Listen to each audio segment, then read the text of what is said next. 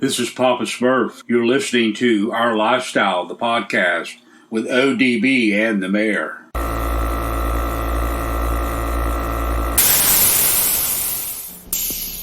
Get yourself ready for a trip through McDonaldland. Take along a friend and grab hold of Ronald's hand.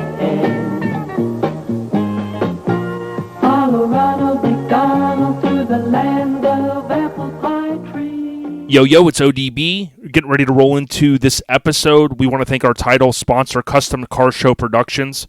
They have 3 events every year, including Orange Beach Invasion, the 24th through the 26th of 2023 at the Wharf in Orange Beach, Alabama. Scraping the Coast, which is their flagship event, that is every June, typically to mid to late June. Join us next year in Biloxi, Mississippi for Scraping the Coast. ScrapingTheCoast.com for more information. And finally, they also have Bayou Showdown. That's the weekend before Thanksgiving. That show is coming up for 2022, and it will be back for 2023. So thank you so much to Custom Car Show Productions. Rest in peace to our homie and friend Greg Miller. And just know, Scraping the Coast was inducted into the Mini Truck Hall of Fame in 2022, and that's getting ready to go down. They'll be inducted in. Stay on the rise and enjoy the episode.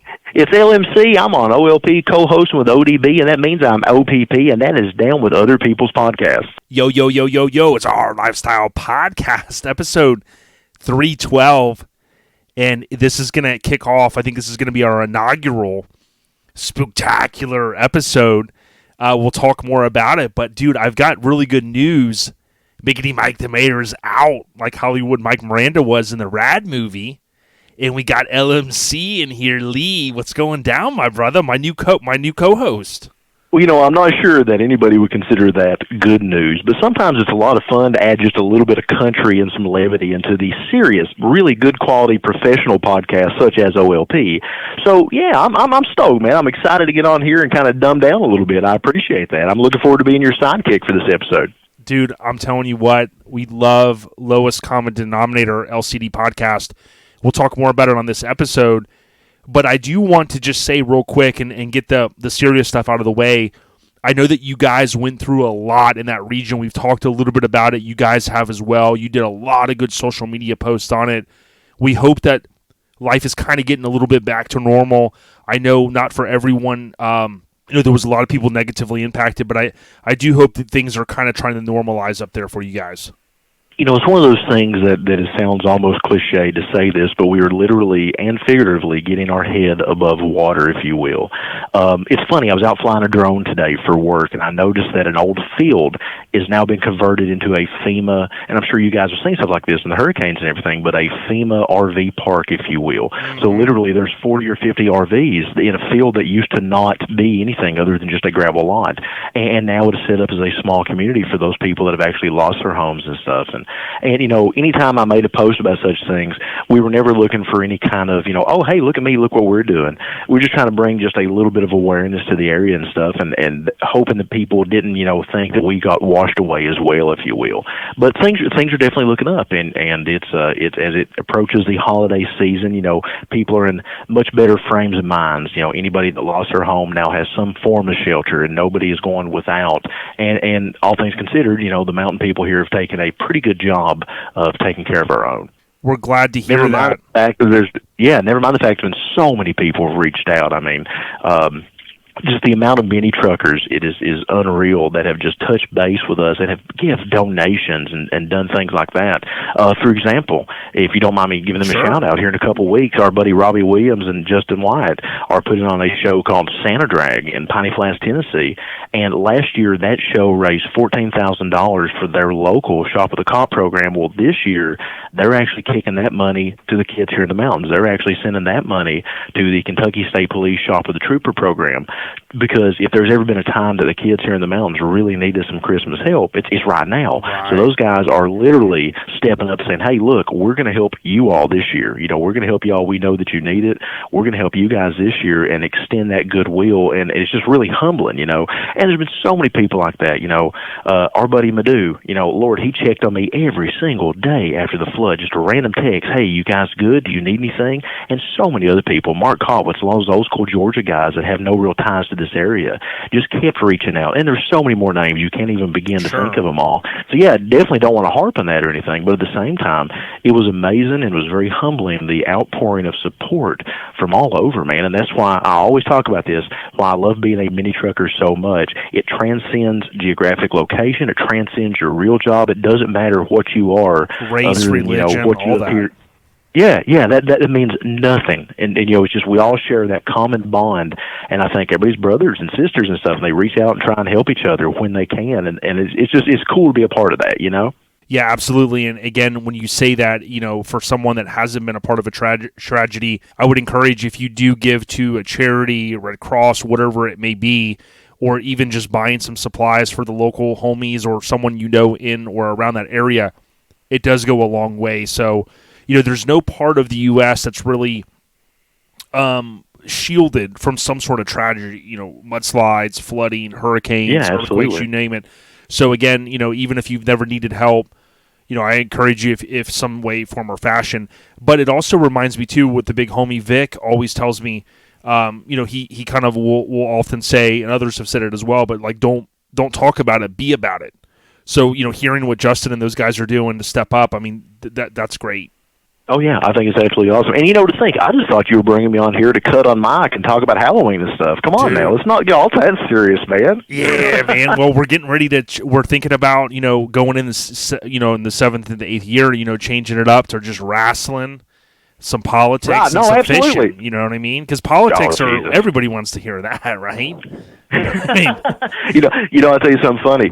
The LCD podcast, the way it actually got its name is that for a brief amount of time, Shay and I toyed around with the idea of making it, no joke, a political podcast. Oh, he and I politically. Yeah, and I never told you this. He and I politically have somewhat opposing viewpoints, and he's one of my best friends in the world. I'd take a bullet for him, but we've never really jived on that. And we had one other guy that we worked with that was even more far out than either of us. And the name come about because we thought it'd be cool to take these three people who politically weren't really involved at all and, find the, dare I say, lowest common denominator between those three guys. Wow. And we were actually going to go out and go to random small towns and sit in on their election results and give critiques. And then we realized, man, that is lame as hell. Why would we do that? And then we decided to just tell old mini truck stories. Dude, I'm so glad you guys shifted gears. You know what I'm saying? I mean, just for my sake, because that's what I like. It's all about me. Oh, right? God, absolutely. I don't want to listen to that shit. Pardon my language, but when I go to a show, that is the last damn thing that I want to hear anybody talk about. Come on, man, leave it on Fox News. Just turn that shit off. I don't care. Yeah, I want to see something shiny. Right there, you go. Well, episode 312, we're gonna have LMC on from Lowest Common Denominator podcast. I may also touch base. I was just texting a little bit ago with Brad Cressman, and Brad is No Regrets Brad, I call him. He was at the Dropout show, so I might talk to him a little bit later. But strap in the seatbelts. You've never been on a ride like this before, like Dre said, back on the Chronic. I also want to say rest in peace, Neil Stark. It was a year ago we lost our severed brother. He had the Ford Courier, and man, it was a tremendous loss for our scene. And his truck went on to grace the cover of All Time Low magazine, also be featured in Custom Trucks Mag in Japan. But most importantly, a dad, a husband, a father, if you will, father, just a really good dude. I'm glad I got a chance to meet him 2 years ago. This week at Mini Nats, we were up there in October. Of course, you'll remember that. But rest in peace to the big homie, severed brother. But most importantly, a guy who was like a beacon, really, in the scene of ours. You know what I mean? In the last little bit, just the last year or two, it seems like we've lost just monumentally so many more people than I ever recall. It's just been just blow after blow the last couple of years. It seems like and I hate that one right there especially. Yeah, 100%. We've lost a lot of good kinfolk, and we can never, it seems like we can't ever talk about every single person, but we do our best. But episode 312 brought to you by Hammered Weekend Wear. Visit HAMMERD weekendwear.com, and that is the overview episode 312 brought to you by Hammered Weekend Wear. Yeah, you hear that? Do you hear that, Dizzy? Do you hear that, Adam? I'm on here shilling your products for you too. Yeah. Yeah, and you would give a stamp of approval for HAMMERD weekendwear.com, right? Absolutely. I'll tell you what, guys, in all sincerity, having the opportunity to meet Ron a couple of years ago at After Dark in Florida, it just impressed me as such a cool dude. And then, of course, he joined us in studio a while back, and I had the opportunity to tell him the difference between a holler and a mountain, which was all sorts of fun. And for 30 minutes, Shay was just not understanding that Portland is not a mountain city. It's not a small town. He just could not get his head wrapped around that. But at the same time, Adam and Dizzy's involvement now, they've not missed a beat, man. They have literally just slayed as they go, and they're doing such a great job. I love seeing them out everywhere, and they have really leveled up, I think. Yeah, they have. They're good people, and they're carrying that tradition on. As we move ahead with the general updates, I wanted to kind of just, we talked a little about a little bit stuff, LMC, any other stuff that you guys got going on. I recently listened to your last episode. You guys talked about chocolate milk and a whole bunch of other craziness. Kotwitz, of course, was in studio. I love seeing it. I love to see all the success you guys are having, and the fun. But anything else going on in your neck of the woods? Well, I'll tell you what, man, I'm not sure that you can call it success, but if nothing else, we really enjoy what we do, and I'm sure you will say the same thing here. When it stops being fun, it's time to quit, and I'm having a blast with it. I think it's like that for us in trucks and everything, man. When you stop getting thrilled about being out in the middle of the night, washing your truck at 2 o'clock in the morning, the night before a show, it's time to quit. If you don't get that flutter in your stomach, if you don't just get giddy looking around, see what's rolling in, it's time to find a new hobby. It's time to start playing golf or something, Matt Middleton. But in all sincerity, but up here in this neck of the woods, man, no, you're fine. It's like it's your show or something. Please treat it as your own. But in all sincerity, man, up here in this neck of the woods, actually, if I can get a buddy of mine a shout out, one of the guys that joins us on the podcast all the time, I think he's pretty much a co-host himself at this point, Kentucky State Police Trooper Mike Burton. He put on his show October 8th, 9th, 7th, whatever that Saturday was. He actually put on his show, the second annual Cruising with Cruisers show, and I'm going to give him a little brag here. Not only did he grow quite a bit from the previous year, he went from 160 vehicles to about 220, give or take. I think there were like 221 was the final count. But on top of that, they managed to raise an all-time record, not just for his state police post, but Kentucky statewide, an all-time record for money raised for the Shop of the Trooper Christmas program for kids. They raised enough money. They raised almost $15,000 in one day. Wow. That is literally enough money to fund the shopping program for this particular post for 3 years. The captain literally called him and said, we literally wouldn't have to raise money for 3 years thanks to you guys. Wow. And that's mini truckers, man. That is mini truckers coming up here. And there was trucks from Georgia. There was trucks from Pennsylvania. There was trucks from all over the eastern United States coming up there to support this cause in a little rinky-dink town with one hotel and 1,500 people. But it was awesome. It was absolutely awesome to see. So my neck of the woods, we just had a pretty cool event up here that was a one-day show with a nighttime festivities. And when is the last time you went to a mini truck show that ended the night with a full-blown fireworks display? Because that's what this one did. It actually had a full-blown fireworks display from the top of the big mountain here in town. It was a blast. Dude, that's awesome. I've heard M80s or mortars going off at Camp and Drag one time, but I think that was just onesie-twosies, you know what I mean? But no, that is awesome. And I would ask that if you get a chance or if anybody's listening in the future, if there's any way that we can promote all of this great stuff going on, I mean, we'll be happy to do it. I know it sounds like they didn't really need the promotion, so to speak, but we're always happy to try to help drive. I mean, there's so much good. It's easy. I'm stupid, Jason. I'm stupid. That date was October 15th. The 7th, 8th, and 9th was Showdown in the Valley. Shane Gentry's show, and we were there too, and it was absolutely awesome. It's seeing a bunch of first-year shows come out, man, just really heavy hitters. That show was way over 300 trucks, and it showed, man, the old Maggie Valley Showgrounds, the same one that the Nats is at, and it was awesome to have that fall show there in Maggie Valley. The cruising action was out there with the leaves changing in the background, and it was an absolute trip, man. It was an absolute trip. Yeah, it's great, and I know it's easy to get caught up sometimes, even myself, and some of the negativity that we sometimes hear that kind of whistles by our ears and stuff.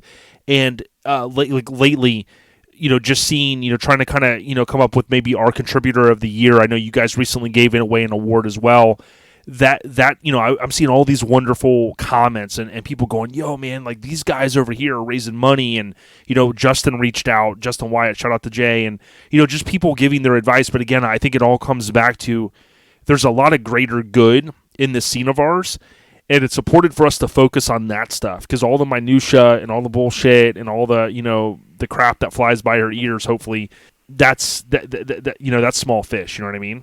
As we've learned with all the losses in the last couple of years, just in our scene alone, life is way too short to hold a grudge. Is way too short to be negative, man. Get out there and enjoy it and have a good time. And as a hillbilly buddy of mine once upon a said, everything else is just water off a duck's ass, man. Don't worry about it.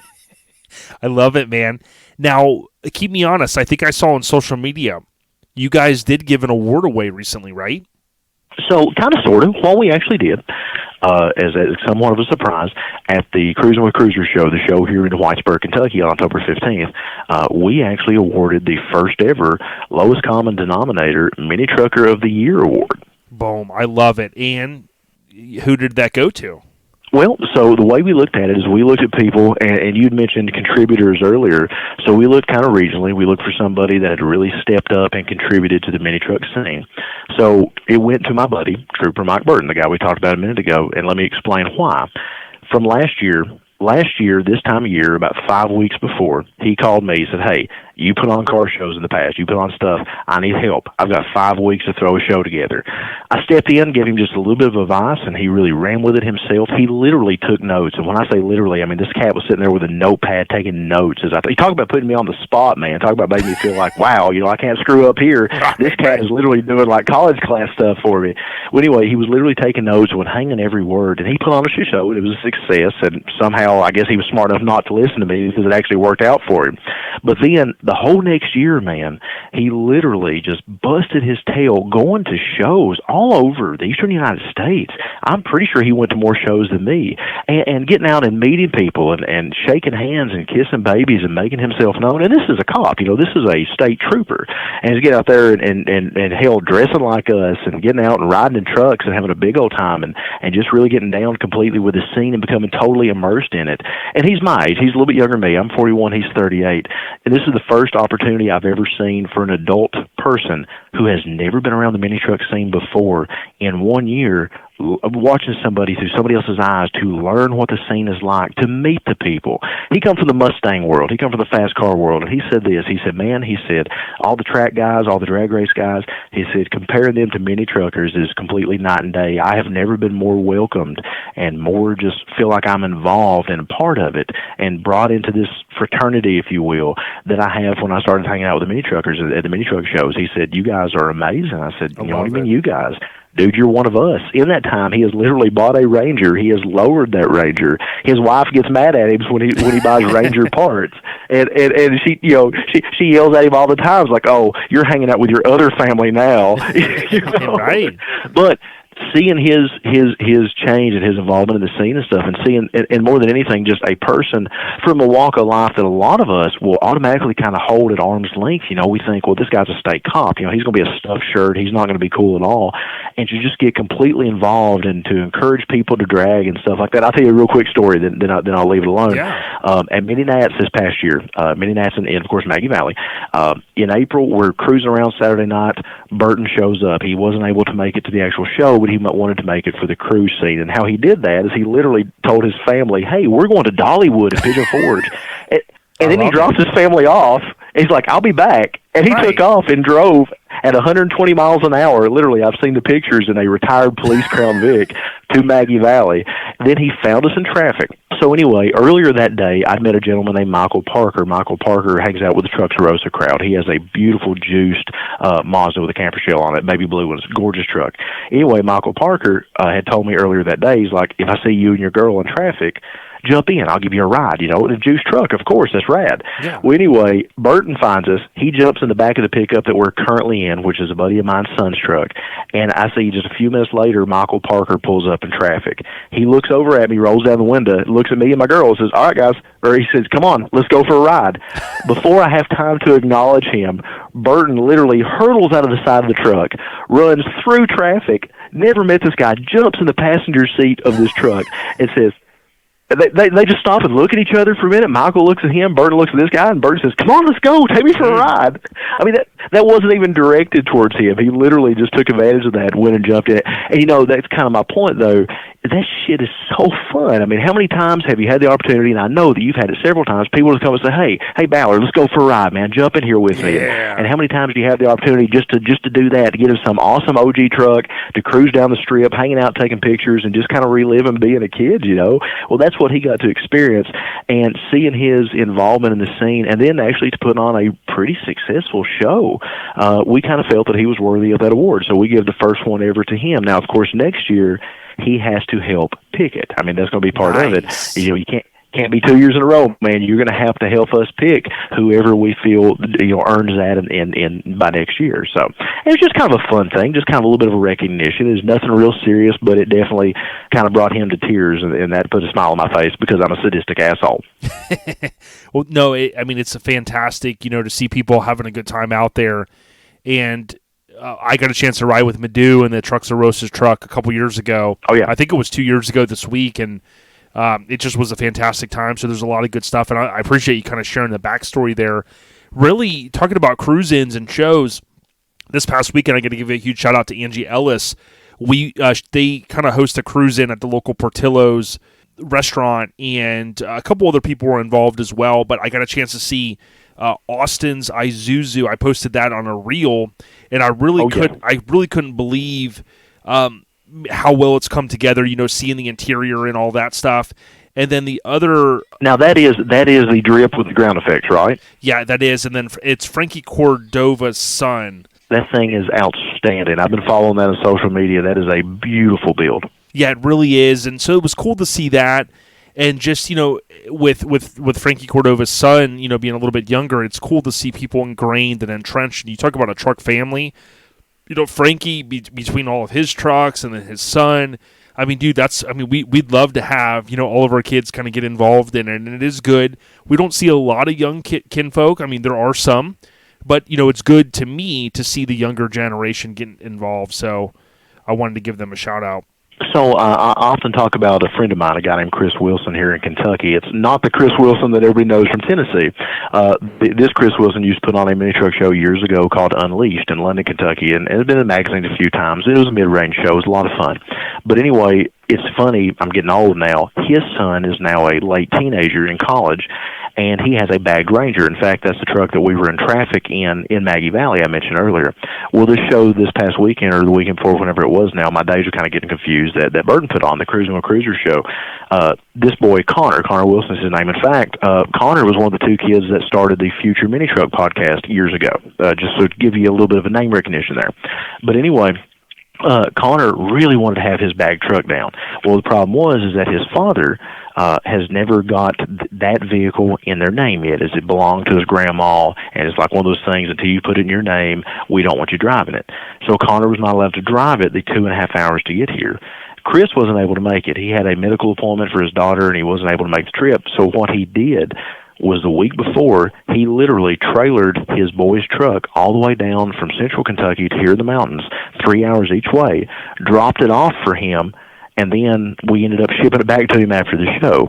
But that way, Connor come down on Friday night driving his normal daily driver car, and he was able to cruise the truck around at the show. So, that's one hell of a way. If your kid wants to go to a show and you can't go with them, but you can possibly facilitate it in such a way to get them down there, to get them to have a good time, how in the grand scale of things, what's 6 hours to possibly give that kid a memory that's going to last him for a lifetime? And that's what he did. And then one of my other buddies actually was on the last LCD podcast, Awesome Rob Ireland, just so happens had an empty trailer, and he took the truck home for him on the way back. So it's kind of a mini trucker relay thing to get that truck here and back in one piece. So it was a lot of fun, a lot of moving parts there. But, seeing a teenage kid and his girlfriend getting to cruise up the mountain, watch fireworks, and do all that in a bagged mini truck of his own for the first time out of his dad's eye, it's kind of a cool moment to watch. Of course, I got several text messages throughout the night, keep an eye on my boy, make sure you watch him, make sure he's good.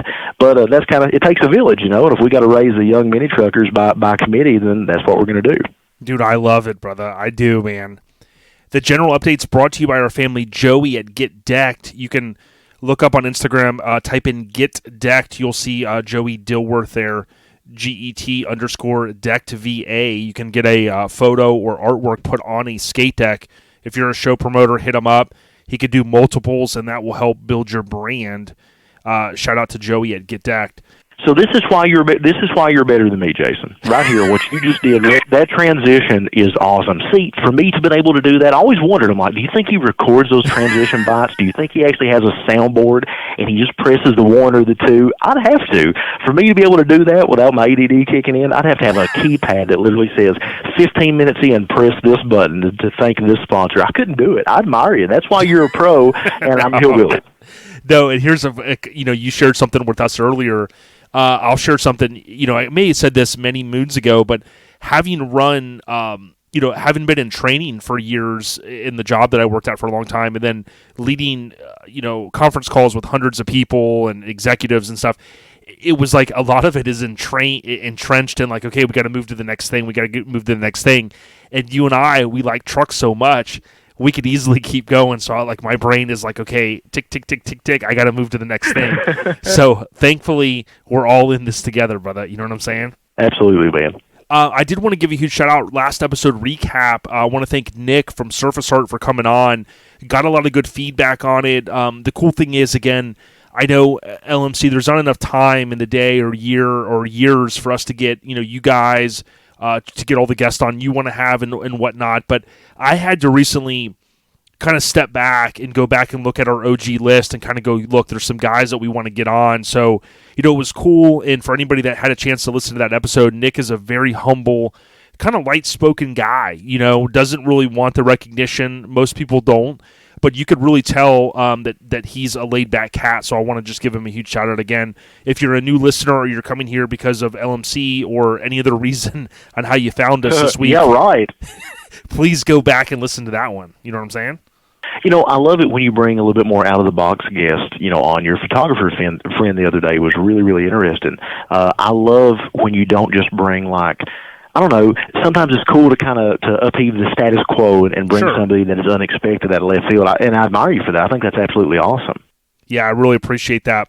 We got to give a huge shout-out to Lone Star Throwdown. We do know that they are sold out with registrations, but you can gallivant on in to Conroe, Texas next February. February, is that how you say it? We're going to be out there. I don't know, man. You're asking the mountain guy. I know, right? LoneStarThrowdown.com. So, dude, here's something I want to throw at you. Since Biggity Mike the Mayor's out, like Hollywood Mike Miranda was in the Rad movie, we have to do some trivia. So, I just got one question. Are you ready, LMC? Now it's time to get serious. Oh my gosh, I will do my best, man. I realize I can't keep up with Mike himself or the Dizzies of the world, but I will do my damnedest. So, with that being said, I know some people are going to say, sometimes people give me a hard time. They go, "Yo, they're too easy." But this one ties into one of my favorite movies of all time, Back to the Future. The Jurassic Park one was killing me, man. The Jurassic Park one was killing me. Oh, my God, I'm screaming at the phone. Paleontologist, right? I mean, Mike, how many... I didn't even know what that... I'm like, dude, man, come on. You know what I'm saying? So... I was screaming out the actor's name. I'm like, come on, Sam Neill and Jeff Goldblum were in that. Oh, jeez. Dude, I love it. Now, this one... For some, is maybe going to be an easy one, but I know there's going to be some that are scratching their head. They're going to be like, it's on the tip of my tongue.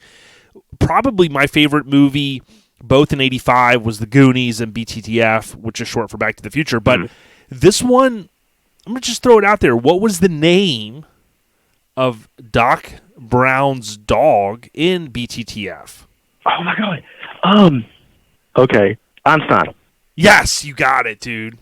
I in my head, I was totally going to build this up. I'm like, yeah, I'm going to play with him for a minute. But then just flashbacks to fifth grade academic team. I'm sitting here hitting the buzzer as fast as I can. I'm like, I know that. Yeah, it was Einstein.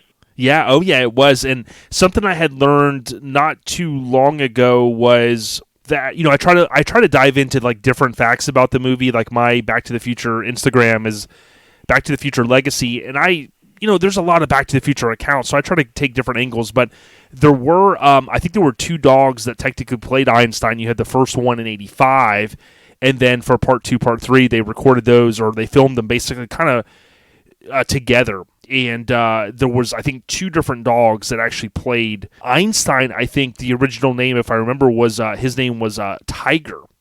And Wow. I'm not remembering the other dog's name, but I'm pretty certain there were a couple of dogs that played Einstein. And it may have even been Einstein and BTTF 1 and 2. It's something to do with that, but I think there's 2 dogs. But yeah, I'll have to try to get some more of that intel on the next one, I think. I'm afraid that I can't turn right around and flip this whole thing on you. Like I said, a couple episodes ago, Dizzy did a great job of coming up with relevant trivia on his own. Me, nope. I'm just excited. I knew what you were talking about. Dude, it's a good time, and we have to thank our friends over at AccuAir, ACCU Air, AccuAir.com. These fine folks, they have the best air management in the business, arguably. AccuAir.com. You can submit your vehicle there to be featured, potentially on their award-winning Instagram, Facebook, or you could pick up some merchandise. They have air fresheners, shirts, stickers, you name it, AccuAir.com. So, dude, this is the meat and potatoes, man. This week, LMC, the scene updates, I kind of want to just have, some truck discussions. I think it'll be fun, man. It's kind of like a spooktacular discussion, and I couldn't think of a way to say like mini truck spectacular. I don't know. I couldn't come up with something catchy enough, so I just went with spooktacular, man. I don't think you can beat that, especially this time of year. How can you possibly go wrong with a hell of a Halloween reference? I'm all about it, man. Yeah, exactly, man. I appreciate that. Now, before we dive into a couple of things I want to ask you about, like maybe some of your favorite mods, I've got some questions here kind of queued up. I did want to just throw out a couple that I had saved. I know Brent Teague had mentioned they had went to the Dropped Out show, and he posted one of his awards. He's from Subculture, and hopefully I'll get a chance to link up with Brad a little bit later, but you probably had some intel from the show as well, right? You saw all the posts. Now, I did not have the opportunity to go to the Dropout show, but I've definitely seen a lot of the posts. I've talked to several people that were there. Of course, as I mentioned earlier, my buddy Mike Burton was down there. That's right. Dustin Buttery, who puts on the Ducks and Trucks cruise in that the Custom Scene podcast is really big fans of, he was down there getting a little. My buddy Fatty, who is an Extreme Lows petition, was down there. But at the same time, of course, I spoke to Dizzy, and they had definitely had their boots on the ground this weekend. Not talked to Glenn about it yet, but I've definitely spoke to Dizzy a little bit about it, and supposedly it was an awesome turnout. I'm glad to hear that again. That first year show trend is really continuing on the rise. Dare I say? Yes, I agree, and hopefully we'll continue to see it. And I want to, some of these shows are kind of maybe I don't go on social media as much, so I miss some of them. But I do want to help promote all of these events next year. So if you guys are listening, make sure you get us the details. Email us ourlifestylepodcast@gmail.com, and I'll put it on our calendar. I know Shane Andrews. Shout out to him. I haven't had a chance to really link up with the big homie since he debuted his truck. He's all cleaned up. He'll be at SEMA next week, MTX booth inside. So that was great news. Wow. Then I also saw Chad Luke, and a lot of guys were down at Last Resort. So we posted one of Chad's photos. I know Stuart Daigle, we had him on earlier this year. He's got just a great following of folks for KIK as well as the show. And I think just in general, everyone, it seemed like at Last Resort, had an amazing time. Chad Luke, best mini, congratulations, tip of the cap. Those deep South shows are such a special, different breed, and you guys can see those a lot more than me. I experienced those many years ago, with the original Showfest days and et cetera. But what they do down deep South is just such a neat, unique, different world, and I desperately need to add something like that on my calendar next year. I think I'm really missing out. Yeah, there's a lot of good ones, and like you said, man, tip of the cap to those guys. Jake Raleigh. He debuted, my understanding, right, is this Colorado, and I tell you what, sick graphics. It's I don't think we get a chance to see a lot of trucks debut because we can't all make it to all these different shows. But surely on social media we get to see them, and I tell you what, man, as well as I do, LMC, when you see something on social media that makes you kind of go, let me do a double take. You're like, damn, that motherfucker's bad, dude. You realize he is actually from Wattsburg, where I'm from. Oh, is he? Okay, I didn't realize that. Yeah, he's a local kid. Yeah, I remember literally him coming in, gosh, I don't know, 10, 12 years ago, something like that, with that Colorado with front bags only, kind of pimping it around and everything. So he has definitely grown quite a bit since that original truck. I'm very, I admire the fact that he has the ability to focus on just one vehicle. He, people like y'all. Me, on the other hand, my ADD kicks in. I want to build 10 different trucks, and then I have 10 different trucks in a million different pieces. But being able to focus 10, 12 years, he definitely that has come to fruition, and he earns that recognition. It's pretty. He's committed, if I'm not mistaken. Yeah, I believe he is, and I tell you, the graphics on it. I'm looking at some of the photos here, and I can't tell on the back window if he is, but man, it just came out so nice. And I tell you what, man, that's a lot of graphics on it, and they're just so well done. Is the best way I can kind of put it. It's a lot. And I think it couldn't have looked any better, dude. So tip of the cap to Jake. Man, if there's a best paint award out there and maybe best even mini truck, this guy's going to be bringing some awards home, and I'm happy to see that. The resurgence of Cali graphics is fascinating to me. I'm so happy to see that. Looking back at trucks like, Matt Middleton, for example, or Scott Krasoffi. I can never get his name right. He's going to cuss me for this. Thank you. Yes, there you go. I'm just going to go with that next time. But seeing that resurgence of Cali graphics, of course, you're like me. When I got into it, Charles Armstrong was painting. Cal Concepts was painting. You had all those innovative, cutting-edge, amazing graphic jobs, and then for many years it kind of disappeared, went out, and now seeing that come back with such a vengeance is just wild to me. I love it. It's about time too. That's a trend that I definitely wanted to see come back around. Yeah, 1,000%. I do want to talk about trucks here. I do, but I did want to just say to all of the folks that are going to be making it out to Mini Truck Hall of Fame, I'm not going to make it to SEMA this year, unfortunately. And I just want to say congratulations again. We covered earlier in the year all of the inductees. And, Bob Hayes and team, they really put together a group effort to make all that happen. So, certainly wish everyone the best. I know that kind of kicks off. I do want to make sure Shannon and team gets credit. I think there's technically the kickoff party, SEMA kickoff party, is hosted by Freaks of Nature. And Shannon always reinforces that to me, and they do that on that Monday. And then from there, obviously, SEMA kind of kicks off. So I know there's going to be some that can make it, some that can't, but certainly a lot of good kinfolk, man. It's amazing. The class this year, I think, is one of the strongest inductee classes that I've personally ever seen.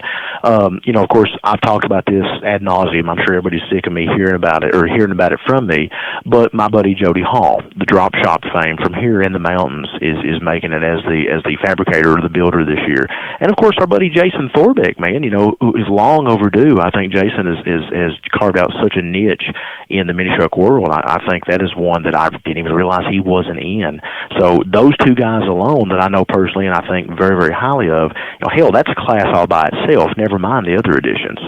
Yeah, for sure. And, there's just a lot of good people out there, and I think a lot of times we all hope that we can all, all these guys are going to get in, especially during, the time I hear hip-hop guys always say, give these guys their flowers while they're here, and I think that's so important, and I hope that things will continue to run smoothly with it all, because again, I don't want to see guys that really should be in, having to wait 10 and 15 and 20 years. I do know there's a set number of people, but regardless of what my opinion is, I think we'll continue to see great stuff from the Mini Truck Hall of Fame and the committee, and I'm just excited to see some of the photos and hear some of the audio.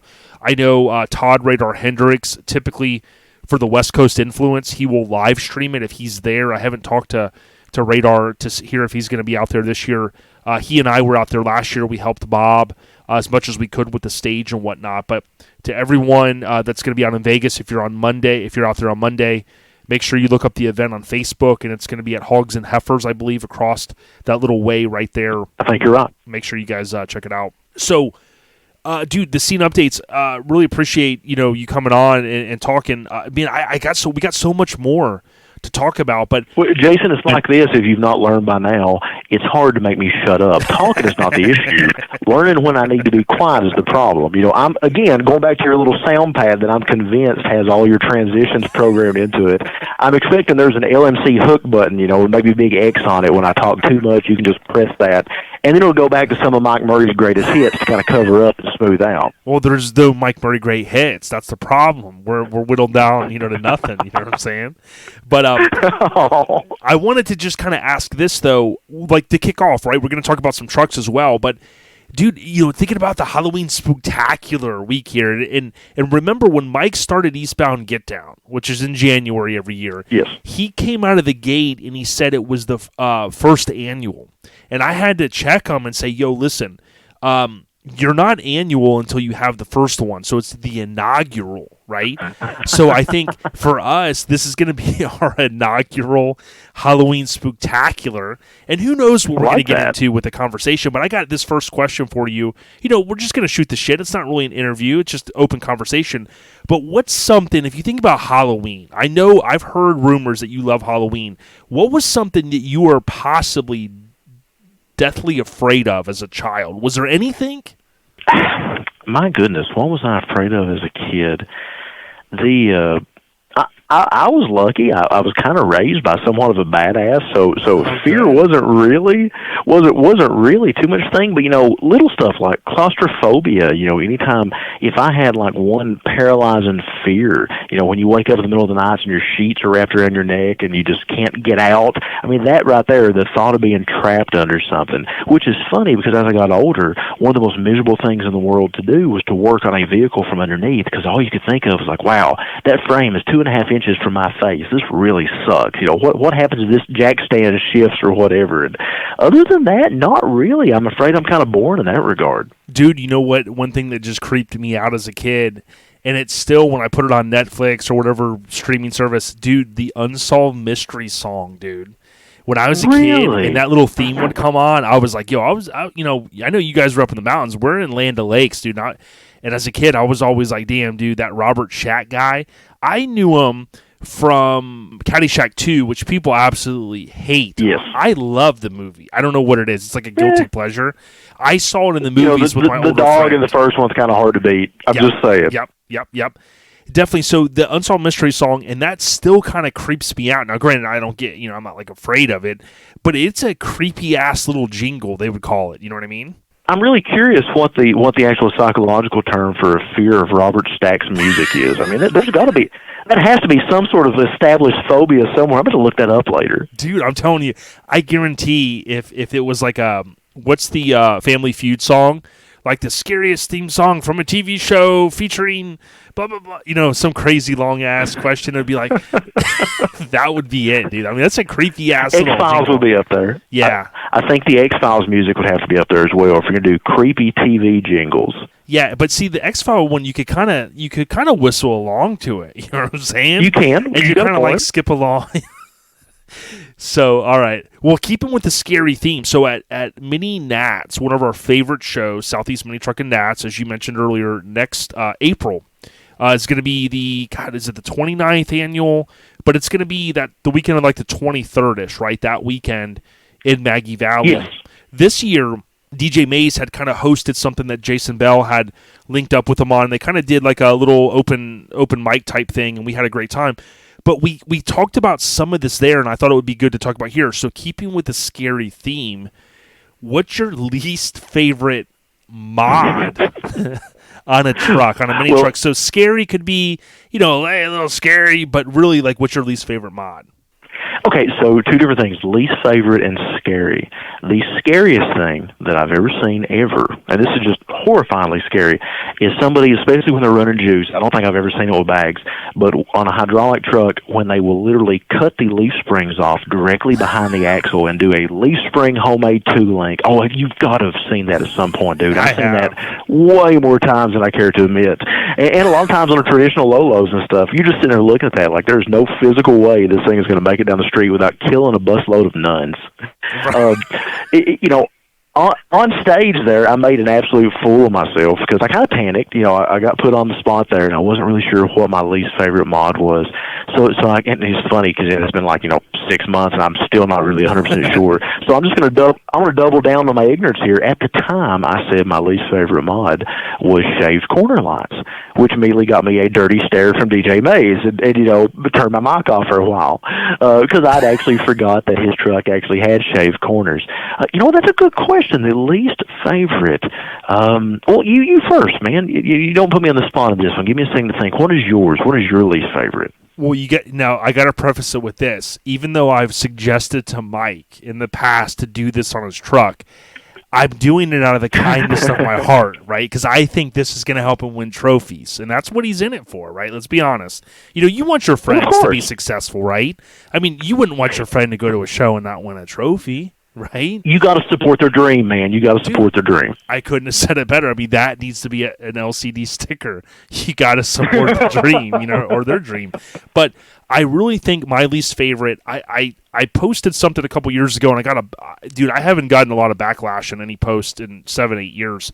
And I posted something, and it was a truck that had a lot of mods on it.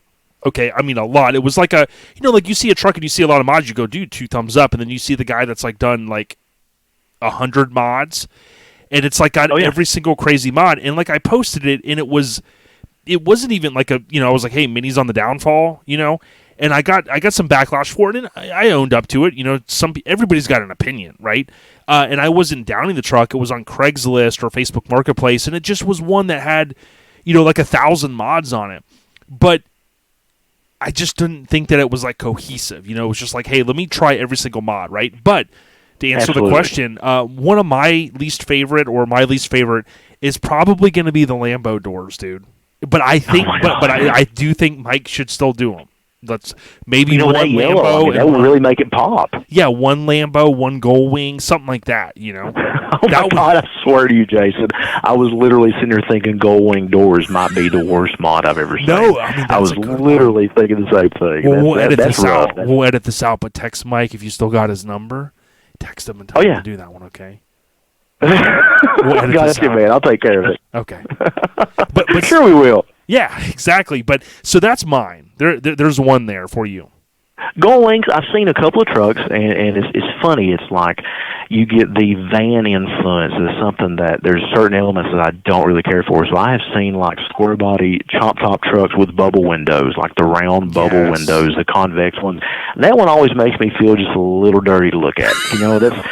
They just have nefarious intentions, the guys that built that. I'm just saying. Right. Chances are there's a crushed velvet couch back there. There's some very white play, and it just really makes me feel weird. Yeah, don't put one of those UV lights in there, right? What do they use for like the... Exactly. Okay. But okay, I got you, because I remember we did have a discussion about something like that, and I do remember, I think my second least favorite, and it could, depending on the day or the amount of drinks, it could go 1 and 2. But yeah, like the shaved extended cab windows always got me, because I was like, dude, I mean, having the extended cab was cool. You know what I mean? So it's like, why would you shave those? And then they would do then they would do the moon, the round one in the back. And again, we're not dissing anybody. Like, everybody's got their own preferences. You might go, I like redheads. I'm dissing. No, I'll own it. I'm totally dissing the round windows. I'm just saying. Right, exactly. Because, back in the day in mini trucking, there was an issue where a guy had, I think, a red-ish Toyota with the topper, and he had a sticker on the back that said, "Don't laugh, your daughter could be inside." And I thought to myself, well, does he mean like his girlfriend's sitting in the front seat, or is like she's in the topper area? Like, what's going on here? You know what I'm saying? Like, that could be nefarious. I need to clarify my position a minute ago. In my head, as I was thinking about this, I was thinking side windows for the round. So like my buddy Mark Cotwitz, who has the 2 round windows in his convertible top, that's totally fine. Mark is cool. Yeah. It's the other guy that's not Mark. Right, exactly. Mark is cool, man. Mark's got the Playboy deals, too, so everything's good there. But again, remember, guys, this is all fun. This is just our opinion. I look at things like if somebody goes, I like redheads, and I go, no, I like blondes. Dude, I'm not going to get mad that you like redheads. Like, hey, can I get some too? You know what I'm saying? But, it's just preference. Now, let me ask you this. So, kind of moving away from the spooktacular episode we're having here with the theme, so instead of the maybe something that's a little scary, what's your favorite mod on a mini truck? Oh my gosh, man, this is one of those questions that it's like the worst sex I've ever had is amazing. So it's kind of like this. I love all of it. I know that's such a cop-out answer, but I get just as excited to see a body drop truck with suicide doors and a LS swap with a fully shaped firewall, a custom dash treatment, $10,000 interior, et cetera, et cetera.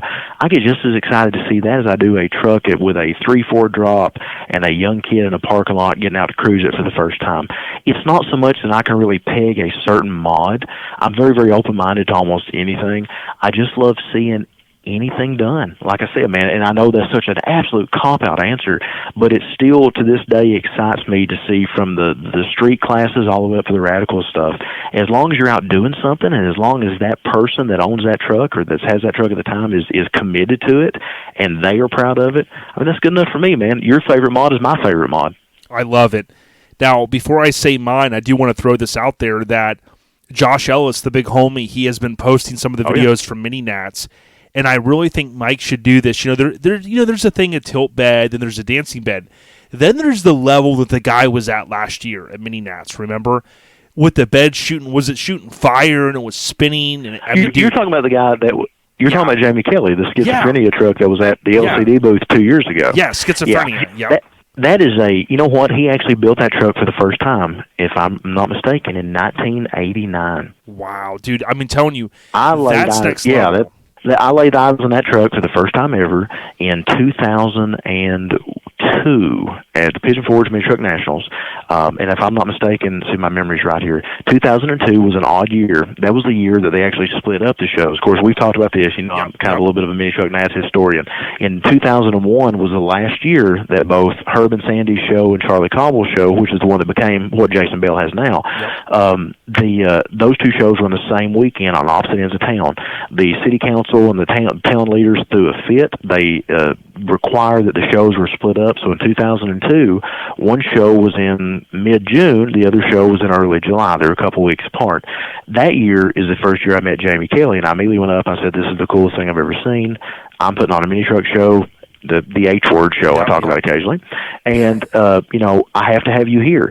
Jamie not only came, but he was actually at every single show I ever put on ever. He was at literally all 14 of them, and he was just such a huge part. He was always the culmination of the nighttime events. We would have hydraulic hoppers. We would have this, that, and the other, but always at the end of the night, he put on his performance, and he choreographed that to music. I mean, he changed music every single year. It was always so funny. Towards the end, he would always come up with this damn CD that he mixed himself. I'm like, Jamie, the DJ doesn't have a CD drive, dude. Come on, give me a thumb drive. I was like, well, I have the CD. Yeah, no, I can go back and get the tape out of the truck. No, man, no. So somewhere there's a Jamie Kelly's 8-track greatest hits with all mixes of Tool and stuff like that. But that thing actually, literally, I asked his dad about it once, and his dad is in his 80s now, one of the coolest dudes you ever meet. I said, how did he come up with this? His exact words, I'll never forget this, were a lot of time in the basement masturbating and smoking weed. That is what his own father said was the inspiration for that truck. So. Mic drop, dude. I mean, dude, let's be honest. We don't think Hank's dad would even give him that kind of compliment. Let's be honest. You know what I'm saying? It's definitely a different level of support, man, I have to admit. So my favorite mod is probably... Oh, you mean it wasn't the fire shooting bed? Come on, Jason. Dude, that's up there. But again, I think if Mike wants to go after some of these guys and win these awards... even though he's out of the mix now, he's got to do stuff like that. He's got to go after Jamie Kelly. And I think he could do it, but he's got to motivate himself. I'll tell you a Jamie Kelly story that I'm really fond of. This would be, dude, I could make an entire freaking episode of Jamie Kelly stories. It would be amazing. You gotta have them things that would just make your mouth drop. Oh boy, that'll be a fun one. I'll just put it that way. But one year he come up with this great idea to do balloons, because if you recall, his bed, it spins and it shoots fire, but the hard tonneau cover actually breaks into 4 pieces and it becomes like a inverted pentagram thing and spins around, and and it looks like just death. It just looks like it's going to kill everybody. And Right. well, anyway, he came up with this great idea. It was so funny to me, and I don't know, maybe I'm the only one that's tickled by it, but he came up with this great idea one year. He's like, well, I'm going to fill the bed full of balloons. I'm like, okay, why would you do that? He's like, well, when the bed breaks apart and as the fire shoots, all these balloons are going to rise majestically through the air, and it's going to look just it's really cool visual. I'm like, oh, okay. Well, here's the problem: is my show that he performed at was in the fall, and this time of year the days are hot, the nights are really cold. And cold and helium don't really work together very well. Right.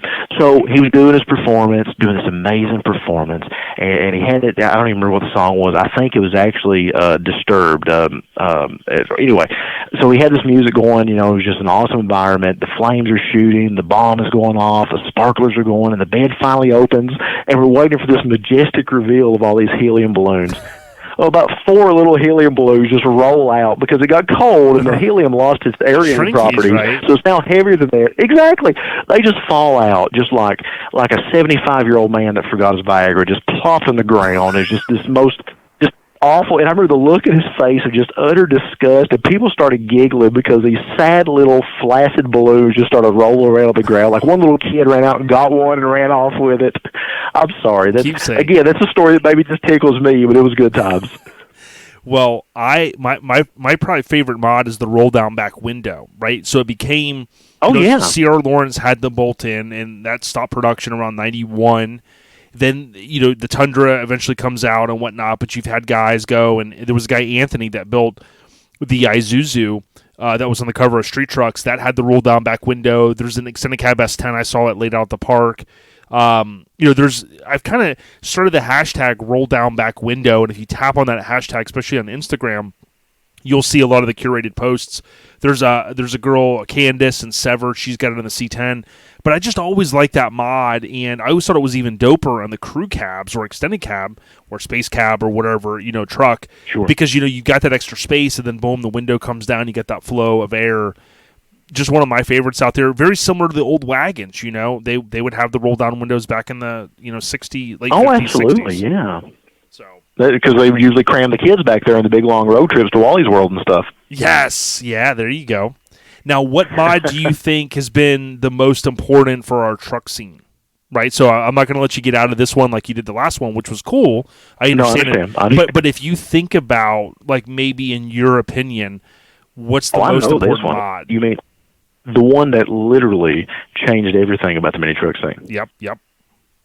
This is still going to be a cop-out, but I'm very fine on this answer. It's a body drop. It's actually channeling. No, that's because I think that when literally, going back, let's see, was it? I guess it wasn't ballistic. Those first body. Hold on.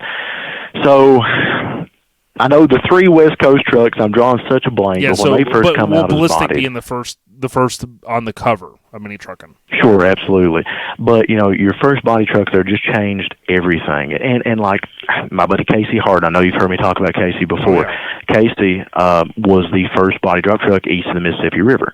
I believe it was 88, his square body S10, and he literally called the West Coast guys and just blew them up constantly, just asking questions. And why am I blanking on their names? He's like some of the most legendary people in the world. But he would just blow them up question after question until he finally figured out enough to do it himself. And there was nothing back then that even compared. Yes, there was adjustable vehicles, but lowriders have been around since the 50s, 60s, using airplane hydraulics. So adjustability wasn't just our scene. While technically channeling was a lead sled thing, a traditional body drop like what we perfected, our scene perfected, that's totally mini truck. I don't think you can get any more mini truck than a actual body drop vehicle. And I think that changed everything. That put everything on a completely different level, and it started to kind of get away from the vans, get away from the lowrider influence, and become its own thing. I think that kind of changed everything. Yeah, it really did. And then I think coupled with that, I was going to say body drop, but then if you think about, too, Brian Gendro, hoping we can link up with him this week, Brian really was the guy that said, hey, let's put an airbag on a truck, and I think those kind of go hand in hand. But really, even with the hydraulics, we're making the trucks lower. Airbags come in, they revolutionize a lot for us, especially in the mini truck world. But then the body drop was kind of the icing on the cake. So, I think we're in agreement there. Now, I want to change the subject a little bit.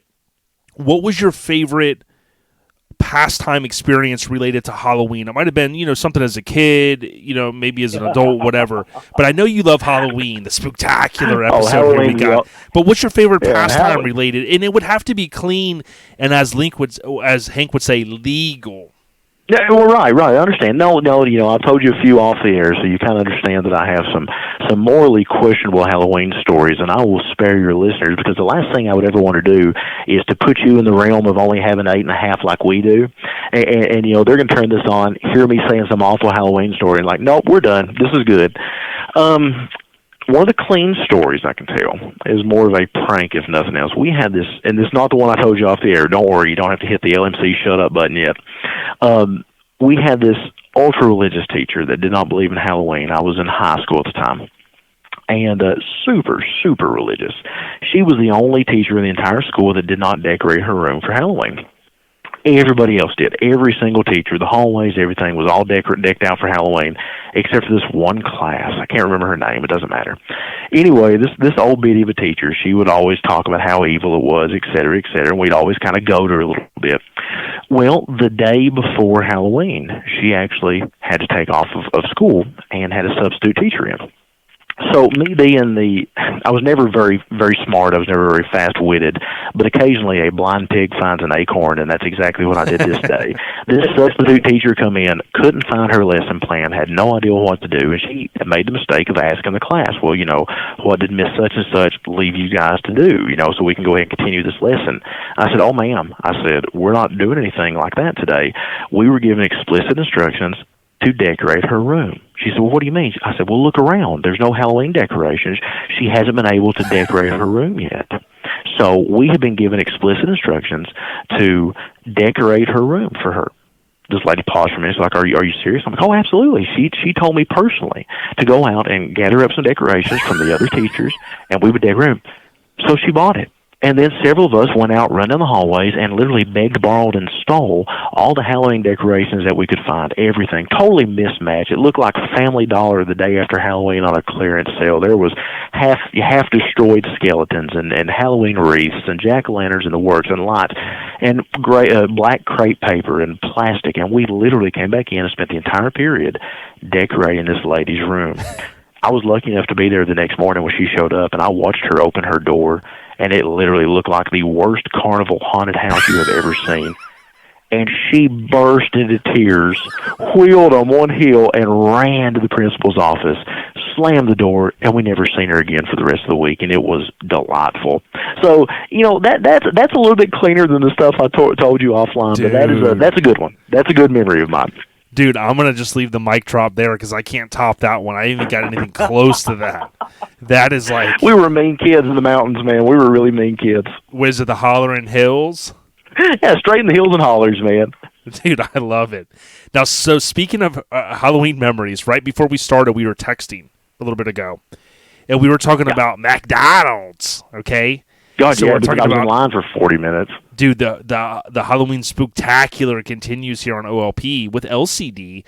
But, dude, this year, my intel from Instagram says that they brought back the old candy pails, whatever you want to call them. Uh-huh. And for years, I come from a long line of pack rats, you know what I mean? My parents taught me well, to keep everything. Absolutely, man. You know what I'm saying? And we had for years those little, they look like the pumpkin deal, and you put the lid on it. But I think the Happy Meal must have came in that, and then, you would keep that because then, boom, you got your McDonald's advertising, and you're going out, and now you're doing your trick-or-treating, right?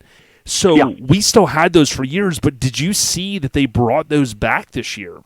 So I'm not saying that I might have 4 in my truck right now currently, 2 that I bought yesterday and 2 that I bought tonight. But as soon as we get off this, I'm going to send you a picture showing that I have 4 in my truck currently.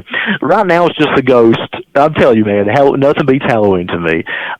McDonald's is funny, have always been such iconic advertisers. And then when all the fat kids started getting to be fat kids, they just pulled everything. But, when you and I were growing up, you had the When I Grow Up skits and the Halloween stuff and the Ronald McDonaldland, and it wasn't a terrible thing, it was just something kind of funny, and I promise you, a clown has never made me want to eat French fries ever in my entire life. But I kind of enjoyed the advertising. It was so much more simple and innocent back then. Now I guess everything has to be ran through so many filters. But if you want a clown well, to sell greasy fries, I mean, so what? Even if they do package it in a pumpkin bucket to make you fork over a couple extra dollars, which I totally did. Yeah, exactly. So I had to go on Google and on corporate McDonald's website, October 6th, they're back. McDonald's USA iconic Halloween pails. I said pails. I made that up earlier, not thinking that's what it's actually called. Oh, that's pretty cool. I didn't realize that. Yeah, October 18th, after weeks of anticipation, they officially confirmed the return of the Halloween Happy Meal and shares the unique ways fans can reuse the collectible pails this fall and beyond. So they got the green, the orange, and the white. Now, that brings me to something. This isn't that, we had the trivia question earlier, and you did great. Do you remember, how many of the names do you remember from McDonald's Land? So it kind of even predates. All of them. Yeah, so think about this. All when of I did them. did some research, it goes back to the early 70s, right? So I knew some of them. I knew most of them, dude. But what are some of the ones, the McDonald's characters that you remember? Oh, my God. Well, my all-time favorite is Mary McCheese, because there's just something unbelievably horrifying about a living, personified cheeseburger man with a purple robe and a sash. I mean, what kind of... You all right there, man? What kind of COVID fever dream is that when you think about it? What the hell even is that? And, of course, you have Sheriff Big Mac. You have... none of us know what the hell Grimace is, but we have Grimace. You have Birdie. You have the Fry Guys. Shall I go on? Yes. Dude, I can do this all day. Hold on. You blew me away when you got the Mayor McCheese, because there was a couple different... Dude, I was like, how does he even know these, man? Oh no! It gets much worse. Now let me tell you a little bit of McDonald's history. Boy, you're getting a weird, dark area of my life, dude. So you realize that McDonald's and McDonaldland and the entire concept of the cartoon side is a complete ripoff of another cartoon, right? I didn't know that, but I do know that Willard Scott, I believe he's passed away. He was the very first Ronald. Yeah, he helped develop some of those characters. Well, supposedly he borrowed. He was the first Ronald, and actually, instead of the current, not current anymore, so they stopped using him, but since the most previous iteration of Ronald, Willard Scott's version literally just had a McDonald's cup on his face in place of a nose. I mean, that was the. So anyway, so here's your little trivia. Here's your little way back in the day McDonald's trivia, and there was actually lawsuits to support this. McDonaldland and all the creature concepts were a complete ripoff of a cartoon called H.R. Pufnstuf. See, you said earlier that you couldn't come back with some trivia, dude. You're blowing my mind. Well, Google that one. Just, you tell me. You look at it literally. No, absolutely, man. I mean, while I can't keep up with anybody on Back to the Future stuff, McDonald's is my jam. Dude. Okay, so give us one more time the title of the other show or the other concept. The other show, which literally not only had complete similar ripoffs, or the same costumes, and even some of the same voice actors. The original cartoon is an old television series called H.R. Pufnstuf. Okay, got it. Yep. And there was all sorts of legalese, and it was a nightmare. McDonald's, with its unlimited lawyer pockets, ended up winning, and Ronald McDonald is evil. Dude, I worked there, and do you remember as kids? It was my first job.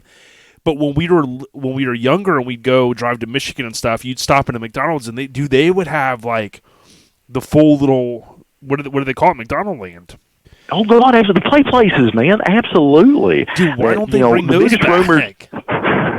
Well, the biggest rumor around here was always, and you heard it every single small town in the mountains. It didn't matter if you were in West Virginia, Tennessee, or Kentucky. Every small town had the same exact story. Well, little Jimmy was in that ball pit there, and he got bit by a copperhead, and they closed it down.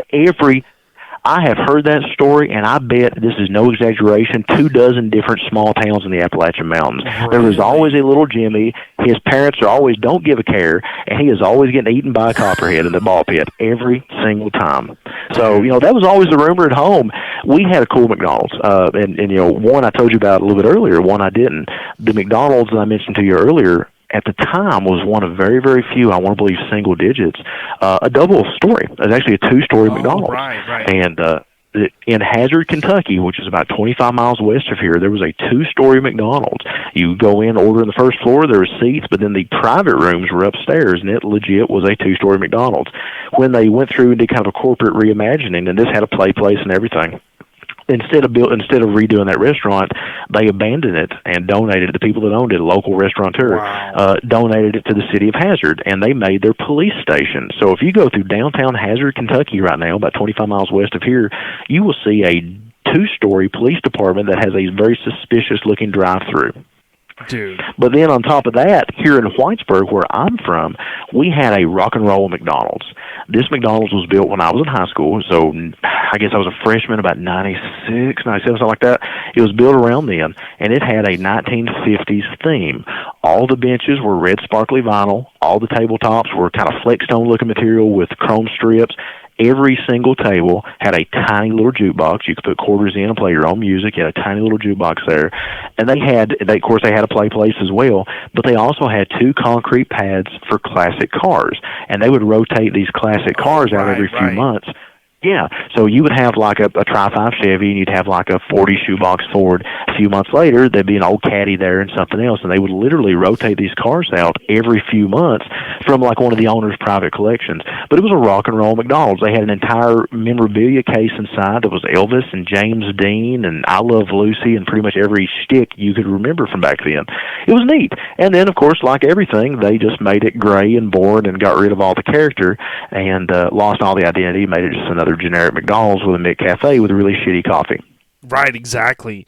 Now, do you think like Hamburglar, was he the biggest pimp of them all? I think he was really he was really out for the bags. You know what I'm saying? The cash bags. Oh gosh, I think you gotta wonder about the intentions of Ronald himself. I mean, seriously, what did Birdie do for a living? I'm just saying. Exactly. Now, there's got to be a McDonald's podcast out there, dude. You've either got to spin off and tell your crew that, hey man, you're gonna be splitting your time because, dude, you've really got it down. And like I said, me going to different ones as kids, like we loved the little characters, and my mom actually still has. When we were younger, you'd get the little, around Halloween time, you get all the characters, and they have the little costumes that snap around them. Oh, dude, yeah, she still has those, and she kind of keeps them. With like the decorations and stuff, it's just something, I don't know, my mom kept. So right, it brings back those memories as a kid, but it's crazy to hear now they've got the Happy Meals. Have you had the adult Happy Meal yet? I guess you have. I have not. They're actually completely sold out of them all the time here. Isn't you cannot get one. It is. I've tried a couple of times just so that I can say that I did, and they're always sold out of them. Just like the Frosty or the freezy machine is always, destroyed, and the milkshake things aren't working. Well, when you do, I know you're continuing to ramp up your social media. I'd love to see, seriously, start, if maybe I'm missing them, get on YouTube, right, and start doing some of the taste testing. Dude, I would love to see more of this talk of you going, like, let's say you travel out of town, to 2 towns over, and you're like, oh yeah, there was this one famous McDonald's here, and they had pizza. Dude, like, I want to see, I want to see some of these reviews on your YouTube, man, and like some of these like dark discussions. I realize you're playing, but I've absolutely had pizza at McDonald's before. Yeah. Okay, so you actually remember this. I do remember it. In Orlando, I think, is where I had it. And there's even one. Cool, there's over by where my in-laws live down here. I couldn't think of it earlier, but it's a cafe McDonald's. And you would go there, and it's more of like it might be a bistro one or something, but it was like a higher end one, dude. Like if you spilled your drink in the drive-through, the manager comes out and like helps clean it up, dude. Like they're like all about the service. Oh my god, dude! Like you've never been one like this, possibly. Now my son would go with my mother-in-law, dude. They had arcade games in there. They had, dude, just all kinds of stuff. And I kind of thought to myself, like, dude, why couldn't I have worked at one of those? I have never seen a very, very nice McDonald's like that. I'm beyond intrigued. I've never had to get reservations to dine with the clown. Dude, I'm telling you, I think I'm going to look it up and try to get you the intel on it. When you're down here, we'll make a special trip next time and head over to Oldsmar. I swear it used to be a bistro one. It may not technically be called that now. It looks like it's McDonald's Oldsmar, but I'll show you the deal. You know what I'm saying?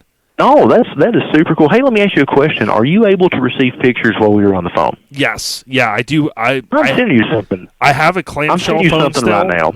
I do still have a clamshell phone, but I got my picture Oh, well, messaging fair enough, package. right. No, seriously, I do. Well, you forget, ODB. I'm in the middle of nowhere, so these fancy technologies may not happen. I just sent you a picture of myself. I see it. Wow.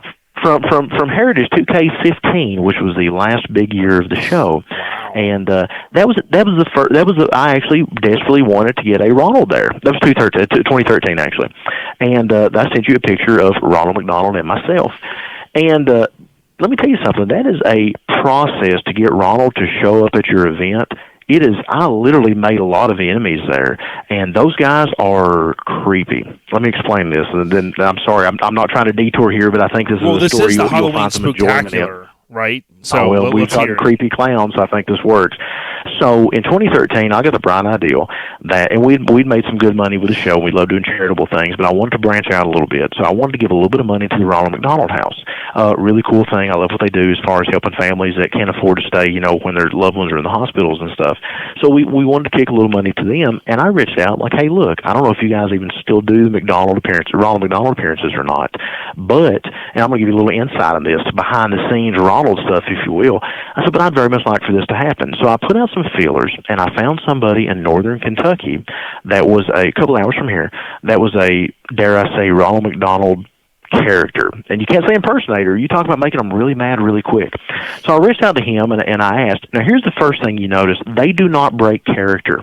They will not break character. If you were talking to somebody that has went through the quote-unquote clown college, they will not break character at all while they're communicating with you for fear, I guess, the McDonald's overlords may see it and, I don't know, smite them down with a fit of rage or something. So you're emailing back and forth, literally, you're emailing back and forth with Ronald, and there is no break in character at any point. Because literally, and I don't remember the exact wording he used, but he essentially said that while he is definitely Ronald, that area that I was in, was not exactly what he served. And I asked him, I said, was there another Ronald? And he wrote back, he's like, well, I'm the only Ronald, and we have to use some Ronald magic, but I think I can make it work. Oh, wow. I'm like, okay, cool. Now, Hank, so you know, Hank never breaks character either. That's the only other person that I think can be on his level, but I'm sorry, I didn't mean to stop you. Did I tell you that Trooper Mike Burton knocked off Hank's arm at the Revolution show in front of the Hammer booth? Dude. That's another story for another time. Yeah. I have pictures of that one too. That was an oopsie. But anyway, talk about a way to make a splash as a first-time mini trucker. Anyway, sorry, Hank. But anyway, so I was communicating with Ronald here, the only Ronald in the world, and he made that very, very, very obvious. But he asked me to go through somebody else, and I finally communicated with someone else that I realized was the regional Ronald, if you will. And they are. They're assigned to regions, these impersonators, these characters are. So I spoke to them, and they literally sent me an application. Do you want Ronald at your event? Why? Tell us in 400 words or less why Ronald is important to you. What would you like Ronald to do? And there was choices. For example, he can walk around and give motivational speeches to kids. He can take pictures. He can do a 15-minute magic show twice a day. Ronald will be glad to do public appearances. And it's comprehensive. I've literally applied to colleges that were less invasive than this application. So I got everything filled out. 2 days later, I get a call from the local McDonald's restaurant. And they're like, what are you doing? I'm like, what do you mean? I'm trying to get Ronald here. They're like, you didn't go through us. And I'm like, what's the big deal? They're like, we only have a certain amount of Ronald credits every year, and that's regional, and you have to go through this. So it turns out, I circumvented the whole process, and this local store owner that owned like 4 McDonald's literally looked my number up and called me. And they said, this isn't the... Oh, it's scary. This isn't the way you do that. This is the way you do. You have to go through us. So then they had to go back and retcon the application to attach their name to it to use their own credits so that they wouldn't get in trouble because it was just this big mess. Anyway, and they finally brought Ronald down. So 7 o'clock in the morning, this white van, and you can see it in the background of the picture, this honest-to-God white van shows up with like an air-conditioning unit at the top, and this dude gets out, and he's 6'7", 6'8", this monstrous guy, just deadpan face. There's just no humor in this dude at all. He looks just really like just a thug, and he's like, "Are you Lee?" I'm like, "Yes, sir. Please don't shoot me." And he said, "Well, I'm with Ronald. Where do you need us to set up?" And I said, "Well, where's Ronald?" And he pauses and he looks at me a second. He said, "He's in the van." And I'm like, Wow. Okay. It's like you think So this they're guy- maybe filming a horror movie or something, possibly. Dude, it was sketchy. So anyway, he said, I need 45 minutes to get Ronald ready. I'm like, okay. So this guy parks. 45 minutes later, this same dude comes out. He's the 6'7", 6'8" guy. There's no mistaking him. And he gets out and just like, hey, everybody, I'm Ronald. What do I do now? And just totally never breaks character, walks around and interacts with kids, never once shows the fact that he was literally like, a gang affiliation with no humor at all just a few minutes before that, and just hung out all day at the show. And it was the damnedest thing ever. So I've got a bunch of great pictures with a bunch of mini truckers posing with Ronald giving devil horns and all sorts of cool stuff. But yeah, and the local McDonald's wouldn't return my calls the next year. I never could get him back, so I was totally blacklisted from the Ronald fraternity. But it was good times. Well, we know two Why guys. do you get me on here, Jason? This is the shit that I talk about. You are totally wasting your time with the real listeners having me on here. No, I'm just dude, saying. We might break a record here. I'm just saying because I'm telling you, this is the Halloween Spooktacular. This is our I'm honored to be inaugural. on it. And Mike Murray, if he was still affiliated with us, he would be in my ear right now trying to talk about Eastbound Get Down. Now the show, I don't even know why I'm talking about it, but on Instagram, according to what I'm seeing, it's the 13th through the 15th next year, 2023. Sure. And you know what? He's not going to have Ronald there, so I think you got a leg up. So we'll leave it I'll at do that. my best. But listen, I got to roll, and I got about 5 more minutes, but I got to ask you this, Of course, right? man. So this is just mind blowing, dude. Like the HR Pufnstuf, like dude, like I'm gonna go down that bunny trail and I'm gonna learn more about that. But what was your favorite Halloween memory related to a brand of some sort? It might be a TV show, it could be a movie, hell, it could even be cereal, right? Whatever. It can't be the Ronald because we just talked about that. No, we totally drove that one to the ground. It's easy, man. It's easy because my age.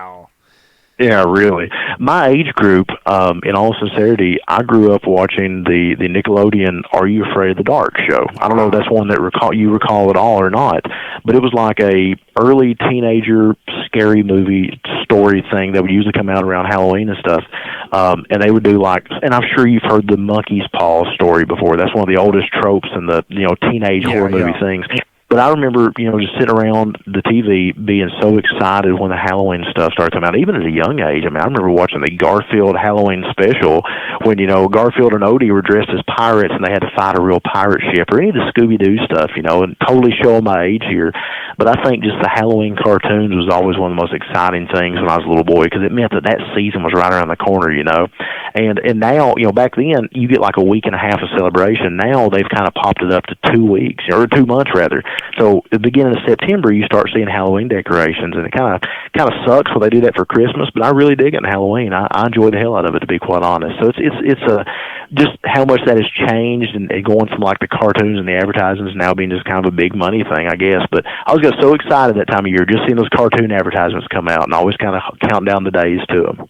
Dude, I love it. I think back to the Count Chocula, and oh gosh, yeah, I think back to it's the Great Pumpkin, Charlie Brown, and Great Pumpkin, Charlie Brown. Great Pumpkin, Charlie Brown, and that was I think the second one after the Christmas deal that goes back many years, and of course, with kind of television and media changing a little bit, I think some of that's going to be streaming only, which is kind of crazy. But a lot of us have kind of cut the cord, so to speak. But absolutely, dude, LMC. From LCD down with OLP, right? Enough acronyms. It's LMC. I'm on OLP co-hosting with ODB, and that means I'm OPP, and that is down with other people's podcasts. Yeah, dude, there you go. Can we use the promo? I mean, can we get you to sign the waiver to cut that? So it's technically my intel at the FBI said is it Lee Michael Caudell? Yes, sir. My real name. Yeah, it is. Yeah, LMC. And I know you're kind of like me. You're not really on Facebook much, Like, there's not a lot out there on you, man. You know what I'm saying? Because I have 4 friends, man. Yeah, you're not going to find a lot on Facebook for me. Yeah, and because I heard, kind of goes back to, some of the undercover stuff you were doing, and that's how you met Hank, and you ended up getting Hank linked with Ron and all that stuff back, right? I mean, there's kind of a whole backstory. There might be a name change in the safe house in my past. I'm just saying, man. So the scene updates, we expanded with the Halloween Spooktacular. We want to thank Garage Gear Clothing. the only brand that I know of in the scene with free, yes, you heard that right, free shipping, garagegearclothing.com. Hit them up. Let them know that OLP sent you. The holidays are coming. Get those gift orders in. Hook up your main squeeze or your significant other, however you do, garagegearclothing.com. Dude, LCD podcast, I love the show. I listen. I'm so sorry. I listen every time you guys post, and I know that you don't like the compliments, but I want to give them to you because you're a good guy. The whole team, Farva, Shay, the crew that kind of comes in, the hustle that you guys have, the dedication that you have to the scene. I'm so thankful. And before we wrap it up, I'm going to see if there's anything else you want to share. I am going to call Brad here in a few minutes. We'll talk a little bit about the show. I'll wrap up a couple other items, not much. That way we fulfill our obligation. We have a contractual obligation, to Hank and some of our key guys out there. But, Right, of course. I just wanted to throw it over to you and say, number one, thank you for taking the time this week, man. I tell you what, man, dude, the laughs, just the stuff that we talk about, man, it was a lot of fun. I really appreciate it. I hope the listeners appreciate it. But, man, what else you got for us, man? Dude, I'm afraid that I'm an open book, and there's nothing really exciting that I can share with you. Number one, you probably need to check your phone right now if you've never seen Ronald McDonald doing a freak check. And number two, yeah, I know. And number two, I wanted to say thank you so much and I tell you this all the time, but it's not lip service. I really mean this. No, number one, thank you so much for allowing me to jump on for a few minutes and to bore you with my random stories. But number two, thank you so very much for doing what you have done for the scene. And I know that you're like me, you don't like the compliments, but thank you so much for kind of, being the shining beacon of the podcast world for all of us. I mean, if it wasn't for OLP, none of us would exist. Dare I speak for the custom scene as well, but, we sure as hell wouldn't be here. And thank you for making this possible, man, because this has been one of the most enjoyable experiences of my life, and I owe it to you guys. You're far too kind. I give all the credit over to the Best Damn Truck Show and some of the guys like Ronnie that came before us, but I appreciate that. Last promo that I need you to cut. How most of the people are probably already listening. If they're not, what's the elevator pitch for them to find LCD? Elevator pitch, I like that. Well, in all sincerity, like I often say, if you want to hear a podcast that tells some great old school mini trucking stories, has some very engaging guests on it, that does things that really kind of exemplify what's great about our scene, you should probably listen to OLP or the custom scene. And if you have already went through all those episodes and you have listened to the stuff that actually has legitimately good content and you want to hear some low-class stories with morally questionable values, what the hell? Join the 8.5 listeners for LCD. You can find us at LCD Podcast on almost any social media, even though I don't really know how to run it. I promise occasionally I post new episodes. LCD, the voice of the low life. If you just Google LCD Podcast, it'll come up. You can listen on Apple Podcasts, Spotify.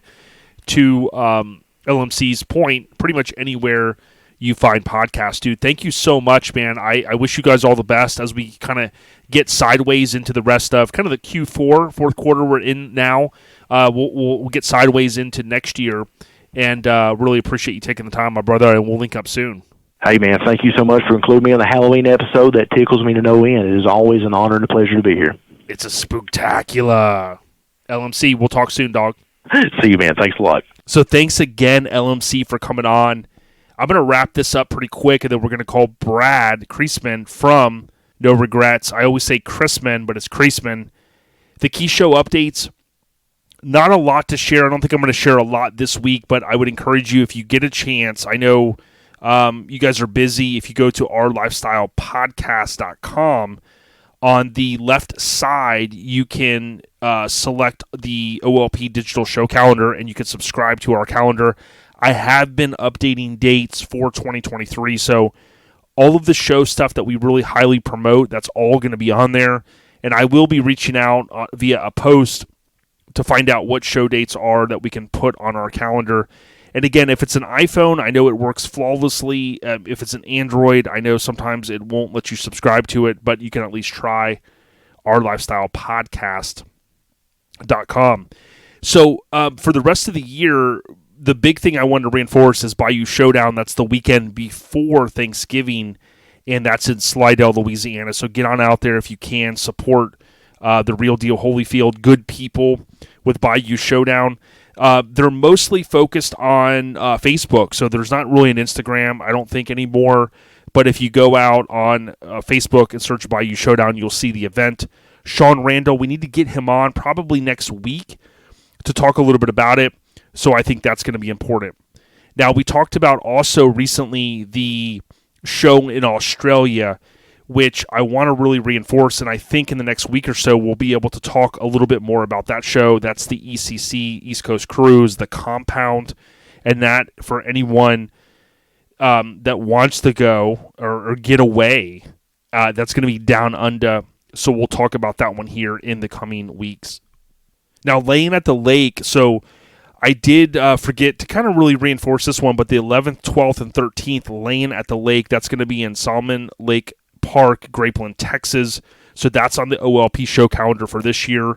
Bayou Showdown, as I mentioned, and then you have the 5th annual Tampa Kennedy Cruise, open to all makes and models. That's going to be the 19th here in Tampa at 10 a.m., so that's going down there.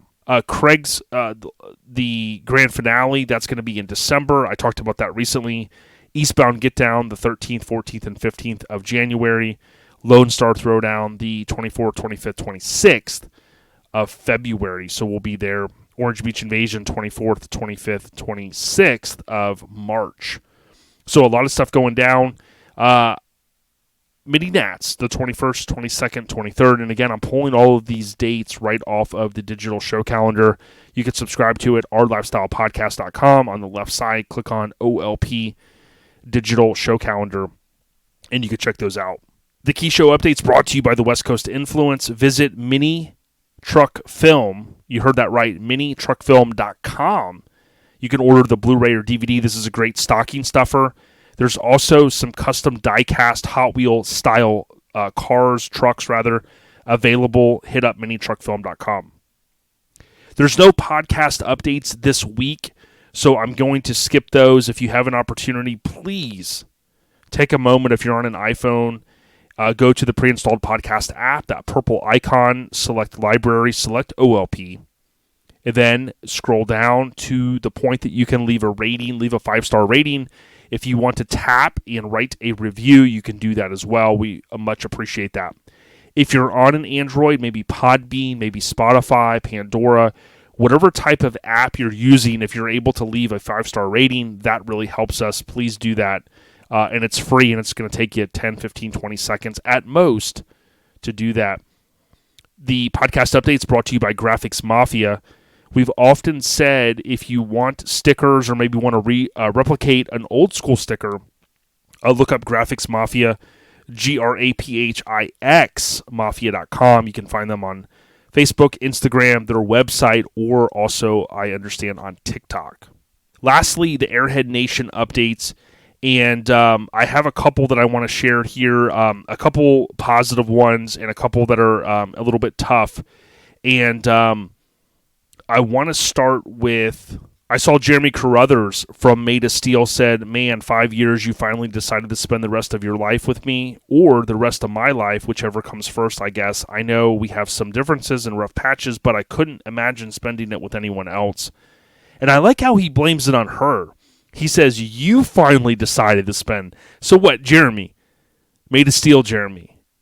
What's the deal there? Have you just not asked? You know what I'm saying? Like, what's going down, dog? But Made of Steel, that's next May. We'll be out there, of course, count us in. Now, I want to give a huge happy born day to Madison Schulman. So this was on the 25th, and Dave had posted our little miracle baby has grown into a young woman. She turns 15 today. He had tagged Carter. Carter, of course, down-to-earth photography. Good dude. Good young kid, I should say. But Madison, man, she's coming up in a great family. She's out there living the show scene and just enjoying every moment of life. So big, happy born day to Madison Schulman. Big ups.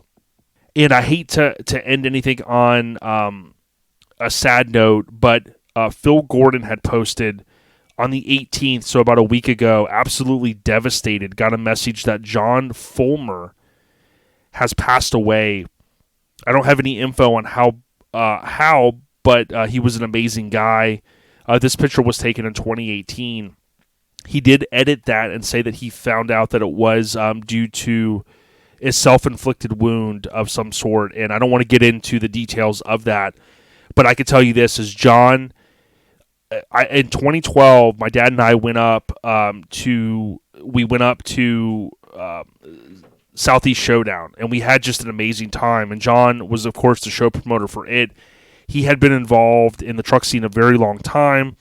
Kind of a quiet dude. I talked to him a lot. And he was so excited to see Bada Bing. He was like, yo, if you would have debuted it here, you could have won the debut thing. And I said, hey, I totally get it. It's all good. I remember him talking about him going to mow his grandmother's yard, right? That's the type of guy he was. I talked to him on the phone several times over the course of time. I think back in those days he had a 4Runner. I forget if it was, Barry's old 4Runner from Severed or whose 4Runner it was, but he just was all around a true hardcore mini trucker. And, the only thing that I've seen posted, and again, I don't go on Facebook as much these days, working on the podcast and stuff like that, but thanks to Phil Gordon for posting it, only because, again, I didn't see it anywhere else. So I want to make sure we pay homage to John Fulmer, Fulmer. If you know him or his family, let him know that we send our condolences. Truly a sad event. And again, Southeast Showdown, I had a great time there. My dad did as well, and John treated us like family, so rest in peace. The Airhead Nation updates are brought to you by C&S Metalworks. That's cs-metalworks.com. That's WORKS. That's WORKS.com. So cs-metalworks, just how it sounds.com. They're also on Instagram, CS Metalworks. Chris and team are great kinfolk. If you need a Universal Air or AccuAir or other products, hit them up. Chris will get you squared away. He knows his stuff, and he'll help save you time and money. You just have to hit up CS Metalworks. I think that's all I got. Let's roll in now. Let's go ahead and call Brad Kreisman, talk to NR Brad a little bit, and then we're going to get out of here for the weekend. Again, be safe over the holiday weekend. I know holiday this year falls on Monday, so that's not as cool, but be safe. We appreciate you guys, and check us out on YouTube. Subscribe. It's free. We at you. And F. Mike Murray. Peace.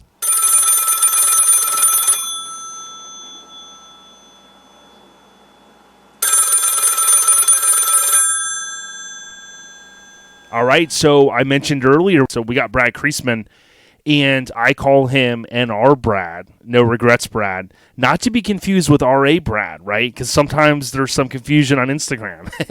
yeah, I've actually had people tag me as RA Brad, and I said, hey, that's not me. You got the wrong guy. You got the wrong club, but he's a good dude. But hey, dude, listen, we consider you OLP fam. You've been on before, and we really appreciate you taking the time to kind of come back on. We got a lot to talk about, but dude, thank you. Yes, sir. No problem. Now, before we talk a little bit about Dropped Out, I wanted to thank you. I don't know how many people kind of know sometimes the good stuff that people do behind the scenes, but my understanding was you did do some things to pull together some T-shirts for, I think it was like a club thing, right? Keep me honest. But that, you were out there, and not just you, some of the other guys that contributed and the ladies to help someone out, right? That was not too long ago. Yeah, man, that wasn't too long ago. We had in the Tennessee chapter, we had a family. A chapter member's wife was diagnosed with cancer, and just really good people, man. I've known these people for a long time, been involved in the car scene a very long time. Basically, what we did, we just was able to come up with some money amongst the chapter. We done a pre-order on some new Tennessee No Regrets design. Through Graphic Disorder, which they did a killer job on the design. I think I've even showed you pictures of it before. Eric and them over there, man, they're just top notch. You just really can't beat their graphic design team at all. But other than that, we was able to raise close to $1,500 as a No Regrets worldwide. We had people from Japan, Canada, chapters all in the United States. So, man, it was cool to see everybody come together for a good cause. And that's really what it's all about, man. It's not about a me thing. It's not about trying to, look better or whatever. It's just, man, we was able to do something good and just kind of the times we are in right now. Yeah, 100%. And I just, I know you don't want, and you guys, your crew and you guys don't want the recognition for that. But I did want to kind of just mention that because, you and I will talk here and there, we'll catch up. And, I love hearing the good things that people do because, again, nobody's doing it for the recognition. But, when someone like me catches wind of that, I kind of want to, say, hey, dude, there's a lot of people out there that are going through tougher things than maybe you are or me or any one of us, right? So we got to kind of count our blessings, but know that when some tough times come around, there are a lot of good people out there to kind of band together. Oh yeah, absolutely, man. That's what we need to really all focus on, man. Just uplift each other and just keep it going, man. That's really the best advice I can give anybody. Oh yeah, we're talking with Brad Kreisman, and if you go on Instagram, type in NR _ Brad, you'll see he'll pop up NR Brad. Of course, been on before. We talked a lot about Purple Rain. We're happy to always see your success. I'm kind of curious though. My understanding was you went to a new show, and LMC and I were talking about earlier the resurgence of some of these newer shows coming out, right? And they're getting some good numbers and things like that, but dropped out. Talk to us a little bit about, was it last weekend, and how did all of that go down? Did you have a good time? Oh yeah, man. It was past weekend. It was a Friday, Saturday, and Sunday show. We set up.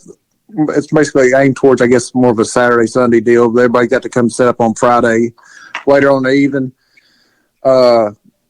me and several club mates, we rode up Saturday morning to be there at the gates. I think the gates open around 9 o'clock. We got there probably, I'd say, roughly about 8:30-ish, 8:45-ish, man. And it was a line at the gate backed up onto the road. We pulled up, and it's at Pellissippi, I think Community College is the name of it. And I've never been there, or I drove by there plenty of times going towards Knoxville. Yep. And I just wasn't expecting the area, I guess you can say. But, man, it was really nice layout, a perfect spot for a car show, plenty of room for more growth. I got nothing but good things to say about that show, man. They really done a great job. Yeah, and I'm glad you said the community college because I was looking at that going, man, I don't know if I can say that. But the cool thing is on Instagram, I see it's dropped with 2 Ps out 2022, dropped out 2022. And this event, it was kind of cool. They got the C30 on there from the Acro member, and then they also have Graham's old dually on the kind of the artwork, so that'll help kind of, you guys find it if you're out there looking for it. The thing that I thought was pretty cool is October, as you know, around the U.S. starts to kind of get pretty nice, I think, in most areas. I'm sure there's probably some bad weather in different areas, but in Florida it starts to get kind of nice and things like that. With this show being in Knoxville, Tennessee, in mid-October, is that when you start to go, damn, dude, like, this is when I want to go to shows, right? Not in the summer? Oh, yeah, dude. It's total hoodie weather about that time. Mm-hmm. 70 below is where I love to be. But like me and a couple guys was joking when I said, man, it was at a paid parking lot, and to my understanding, I heard it's supposed to go to the grass area next year. They was having some water issues or something like that because there's around a pond, yep, or like a man-made lake or whatever you want to call it at the college. But I said, man, could you imagine this in like middle of July on this pavement? Like you would just roast. But I said, but man, this is just perfect weather, a perfect day, and like I said, it was a great time. The atmosphere there, man, just everybody was just, hey man, how's it been? Just coming up, talking to you. Just it was just good to see everybody. Yeah, good camaraderie. Now, when I looked at their artwork, it looks like Graphic Disorder, and it's presented by Mini Truckers Union. So obviously Jason Bell and team, some very good kinfolk, and then Stitch Happens. I think they were on board as well. But when I think of the scene, we've seen some shows, go by the wayside, just because of maybe the city they're in, maybe not enough attendance or whatever, right? So some shows will come and go, but it's been pretty cool. And again, I talked to LMC earlier about this in the episode, that we have seen some people like Dropped Out come and go, yo, we're going to put, our flag in the ground and we're going to get out there and we're going to do a show, right? And we've seen some, Last Resort was the last weekend as well, and they're, very strong, like a lot of these shows, like a Lone Star Throwdown. But then you also got other guys, like I said, with Dropped Out, they're going, hey, we want to throw a show, and I love seeing that.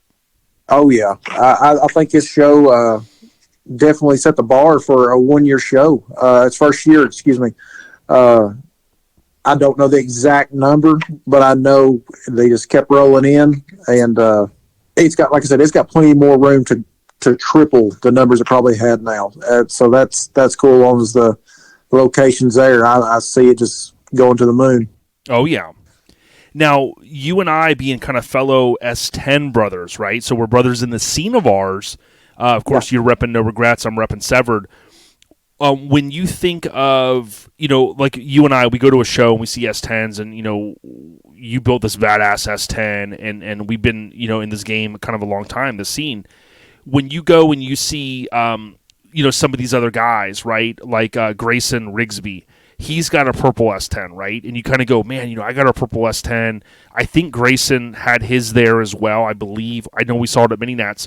It's got to be a good feeling for you to see other guys out there. Not all trucks are alike, and when I look at his and I look at yours, I see a lot of differences, but I see like the passion that guys have, whether it's a domestic or, foreign, mini truck. And I know that's probably one you appreciate out there as well. Oh, yeah. There've been several times, Grayson, on me and him on Instagram, people confuse truck with mine. You told me a couple of times, but that truck is very nice, man. The interior is beautiful. Of course, I think he's got a small block 350 or something in there. Of course, he pounded my old 4-cylinder there for me, but got one up on me there. But, it is what it is. Yeah, and it's cool because, back in the day, like I think there was, and I talked, with Cal Concepts a little bit about this, that, things were a little bit more competition, ish back in the day. And not saying that things aren't, stiff competition these days, but to me, I'm sure, similar to you, like it always brings a smile to my face to see people put the time and the effort into these trucks, because they take a lot of money. And ironically enough, like when we had you on last time, when we talked about how you said, yo, I wasn't happy with my interior, and I go back to the drawing board, again, you've got the dedication of like you and Grayson and other guys out there that are putting a lot of money into these trucks to build them, to take them to shows. And it's just, I don't know, it just sticks out to me as something that's a positive thing in our scene. Oh, yeah, it definitely takes a lot of money. We just can't tell the wives everything, Exactly. Hey, I sent my buddy a screenshot the other day. I saw on social media some guy in Florida won $5 million on a scratch off, So I told my wife, I said, hey, I'm going to have to go get some more scratchers, I'm like thinking, dude, that would be a pretty good feeling. About $4,900,000 would go into like a mini truck fund, though, I think, for me, if I were to get one, if I were to scratch one off. I was joking here not too long ago. I said, I think if I was to ever scratch it off big, the first thing I'm going to do is go buy a brand new full size and send it to Jimmy Rodden Customs before I even do anything. Toe pig, like, I'm even touch. I'm like, I ain't going to pay my house off first, but I'm just going to go ahead and just send this truck off, this brand new truck, just like I say I've done. Jimmy will be like, look, there's no jump the line. And then you go, yo, man, I just won the lotto. Okay, how much are we talking here? No, yeah, bro. Trust me, I've got it. Oh, yeah. Now, when you went there, obviously there's a lot of trucks. You're hanging out with the homies and the chicas. Was there any one truck that stuck out to you in terms of you wanted to see it, or just something that you were like, man, this one was probably one of the nicer ones there? Probably going to go with, I can't remember the guy's name. Yorkham. I'm probably butchering his name. He owns the white and green two-tone S10. It's got the snug top. Oh, Yeah, he's a negative camber guy. I've talked to him a million times. I'm just drawing a terrible blank, and please, I'm sorry if you're listening. But, man, the interior on that thing, he just had it redone. It goes all the way through the bed, the wheels. Man, that truck is super clean. I love the front bumper on it. It has a really nice. It was nice to see. And the gray matter S10. I guess it's a Sonoma. The bed floor on that thing is insane. I like the little third brake light in the back of the cab wall. And just the overall look of that truck is very nice. And it was good to see Dave Magotti. He had the Spreading the Love truck there. I think it's its second show with the wrap. No, excuse me, third show with this new wrap on it. And them guys are doing great for the cause. Yeah, they are. And speaking of that, because we see Spreading the Love, I think they're, Sean Rose, his logo was on I'm sure the artwork, but it was also on, from when I saw the awards, right? And like you said, it's kind of like Kobe and Shaq, Scotty and Michael. When you talk about Sean Rose and David Magotti, we'll let them battle it out on who's Mike J and who's Scotty Pipp. But I'm telling you, these guys are like a great tag team. David might go off the top ropes, or Sean will come in on the tag team, but they help out the scene so much, and it's hard for us as OLP when we come up, with our second annual, contributor of the year. We have to lean on these guys and go, look, you guys were like the co-share last year. Like, who can we, go with? And all these guys have been throwing names out and stuff. But again, going back to your point, David Magotti, seeing the crew cab hard body out there, right? And Sean out there hustling. I mean, that's those guys are good people, man. Oh, yeah, for sure. Now, when you think about, we're kind of getting towards the end of the year, there's not a lot of shows. I had shared with people, obviously Bayou Showdown's coming up. I know Craig's got grand finale. The grand finale, thank you. Craig's got grand finale. There's a few things, there's the Turkey Rod run down here. SEMA's gearing up next week. But you kind of get to the end of the year and we start thinking about the holidays. We got Halloween. This is the Spooktacular, which is going to be our inaugural. And then hopefully we'll have one every year, Spooktacular episode. But, with Halloween, and then you start getting into, we got Veterans Day coming up in November, Thanksgiving, and then Christmas and whatnot. We start thinking about next year. So is there anything that you're excited about next year in terms of shows, or anything that you've kind of maybe got in the back of your head on where you want to go? Also, I'm going to kind of step a little bit out of the box next year on some shows, kind of do a little thing out of them. I'm going to, plan is to go to Orange Beach in March. It falls on my birthday weekend, so that'll be kind of a cool little getaway. And, of course, Mini Nats. Definitely want to try doing Severed in the Midwest. And, of course, Dropped Out will be back on the list. And we got a little show here, not about 45 minutes from my house, called River Slam, and that's a really good show. Also, it's a perfect location. There's talks like, "Oh, this show's going away, got this and that." No, that show is just, it's doing its best it can. But of course, it takes the guys to support it. It is a really good show, though. Great location. Like I said, plenty of room to grow, and it's always for a good cause there, too.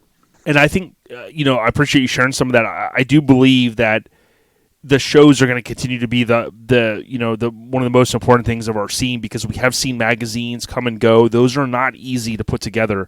You can ask Rich and Beth, they had a great run with All Time Low magazine. We've kind of seen Ken and those guys over there with Common Tread still doing their thing. And we've seen the struggle, right? Because everybody's on social media now. We get to see all the stuff. But when I think about shows, oftentimes, this, Brad, because we'll hear people or see people comment like, man, I wish, the good old days and mini trucking, and that's what I love. We can still kind of cultivate all that, but we have to go to the shows. We have to have a good time. We got to get out there with everyone and help each other out.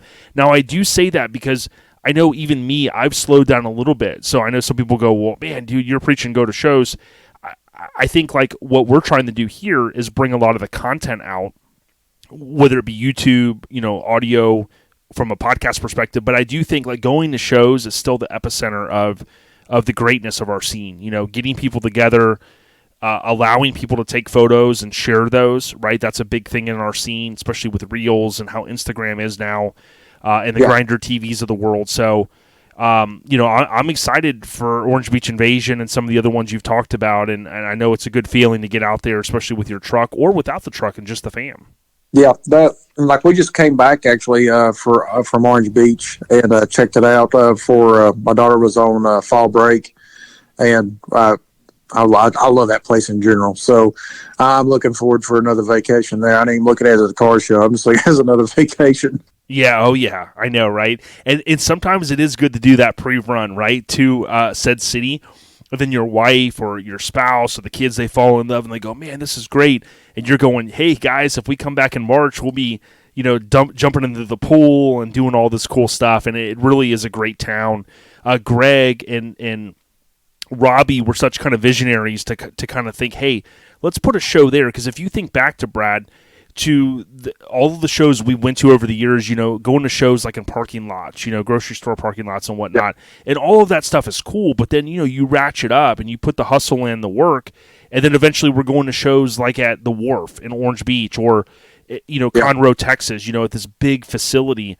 And what people sometimes may forget is that they're putting their neck on the line to have those shows.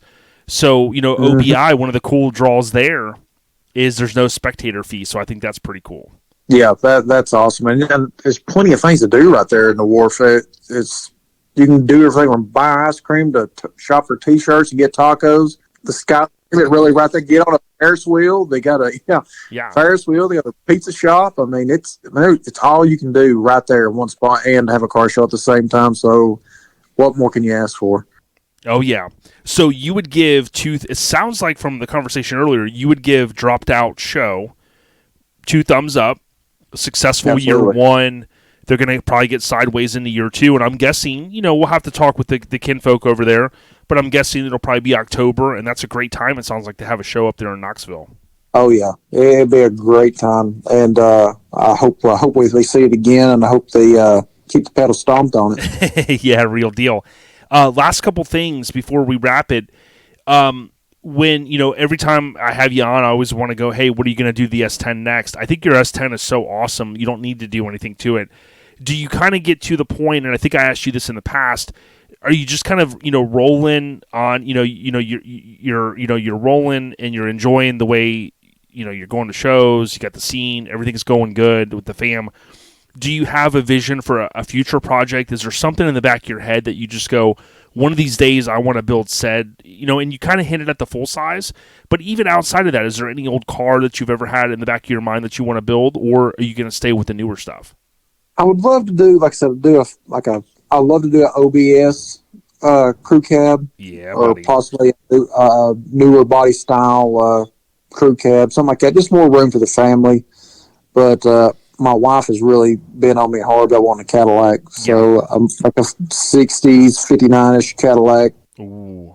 Of course, them things are, expensive. But, I love to find her one because I think she'd be really way more into it. She could have everything. I have something of her own. And she likes going. She just was like all the time, like, well, we just ain't got nothing big enough. I'm like, well, touche, in a single cab S10. So... or 2 kids, so I totally get it. But as far as the S10 goes, I got just a few little things I want to wrap up on it this winter. I drove it to Dropped Out Nice. back and forth. I need to re-gear the rear end. It's just it doesn't like them big wide wheels on the back with the factory rear end, so I'm going to put a different gear ratio in it. But other than that, man, I don't have no other plans for it. Yeah, and I appreciate that answer, too, because it's like, hey, you have to kind of enjoy. I know Ice-T tweeted something out the other day, and he goes, we got to sometimes step back and kind of enjoy what we have, and I have to remind myself of that all the time, too, because I'm constantly on eBay looking, hey, what can I get? And I'm going, how much more, pack rat stuff that ties into what I was saying earlier do I need, right? So, like you said, you've got some things, maybe some ideas floating around, maybe get your wife into something cool. But at the same time, you're kind of falling back going, yo, I'm going to drive my stuff to a show, have a good time, and enjoy the scene. Yeah, that's really, the truck drove. Really, I mean, that's what it needs, because as the more they set, the worse they get. As terrible as that sounds, you know, you think just because you put all brand new parts on something that means something, but that means you let something sit, you know, 10 months out of a year and don't ever crank it. So, you know, get them out and drive it. That's what I've been doing every spare chance I get. I've just been, if it means running errands to town, I'll go to Walmart or go do something in it, you know, just to get it out. Yeah, for sure. So the last thing, this was our Halloween first inaugural Spooktacular episode. We had LMC, and I can't thank him enough, from Lowest Common Denominator on earlier. And I asked him a question that tied into kind of Halloween, this kind of the time of year. Is there anything, like, as a kid that had you just, like, super spooked out, or something that you just, I don't want to use the word afraid, but maybe afraid of? And I told him, so I'll give you my hint. You know what freaked me out as a kid was the Unsolved Mysteries. That little jingle when they rolled in from commercial. Dude, that little theme song, it had me freaked out. But was there anything, Brad, as a kid or as a young adult, that just had you totally freaked out? Man, probably, if I had to say freak me out, it would probably have to be like the Freddy Krueger movies and stuff like that. Yeah, if I had to pick something, you know, I'd say that first that kind of got me. Now I look at it, ain't no big deal. But I know. Definitely freaked you out. Definitely. Next time I see you, I'm going to wear the Freddy mask. You know what I mean? Yeah. Well, speaking of that, Christine was a John Carpenter movie, and I remember somehow, I don't know if I watched it as a kid, like on USA or wherever it was, but I remember watching, you know, being a fan of old cars now, watching that movie, and it was like this possessed car, right? Yeah. And it was based on a Stephen King novel and all that, which I didn't know at the time, but I was like, dude, that was another thing that, like, if that ever came on, I was all freaked out about it, you know, and I was thinking to myself, I don't want an old car because it's possessed. And then I get older and I realize, well, they're not possessed that way, but they're possessed to steal money out of my wallet, you know? Yeah. Yeah, they're definitely, they definitely can get you there. Real deal. Why don't you give a shout out to the wife and the kids, man?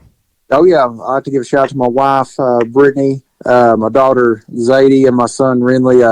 I appreciate all y'all putting up with this stuff, going back for these shows, and just supporting me behind it. Yeah, real deal. Brad's got a cool truck, you know, so to your fam, definitely big shout out.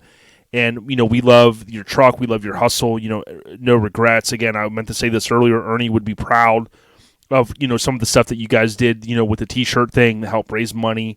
That's really what it's about, helping each other out, supporting each other the best we can, whether it's through, you know, money or if it's just a helping hand, right? That's what some of us can offer more than other things. So, you know, Brad, again, appreciate you taking the time. I would encourage anyone to go out there, NR Brad, that's NR_Brad. Check him out on Instagram, his badass Purple Rain S10. But Brad, before we wrap it up, and with this Spooktacular first inaugural episode, is there anything else you have to share or you want to mention? Man, I believe I'm good. Real deal, Holyfield. Hey, keep doing what you're doing, and we appreciate you, dog. We'll hit you soon, I'm sure. We'll see you soon at the next show.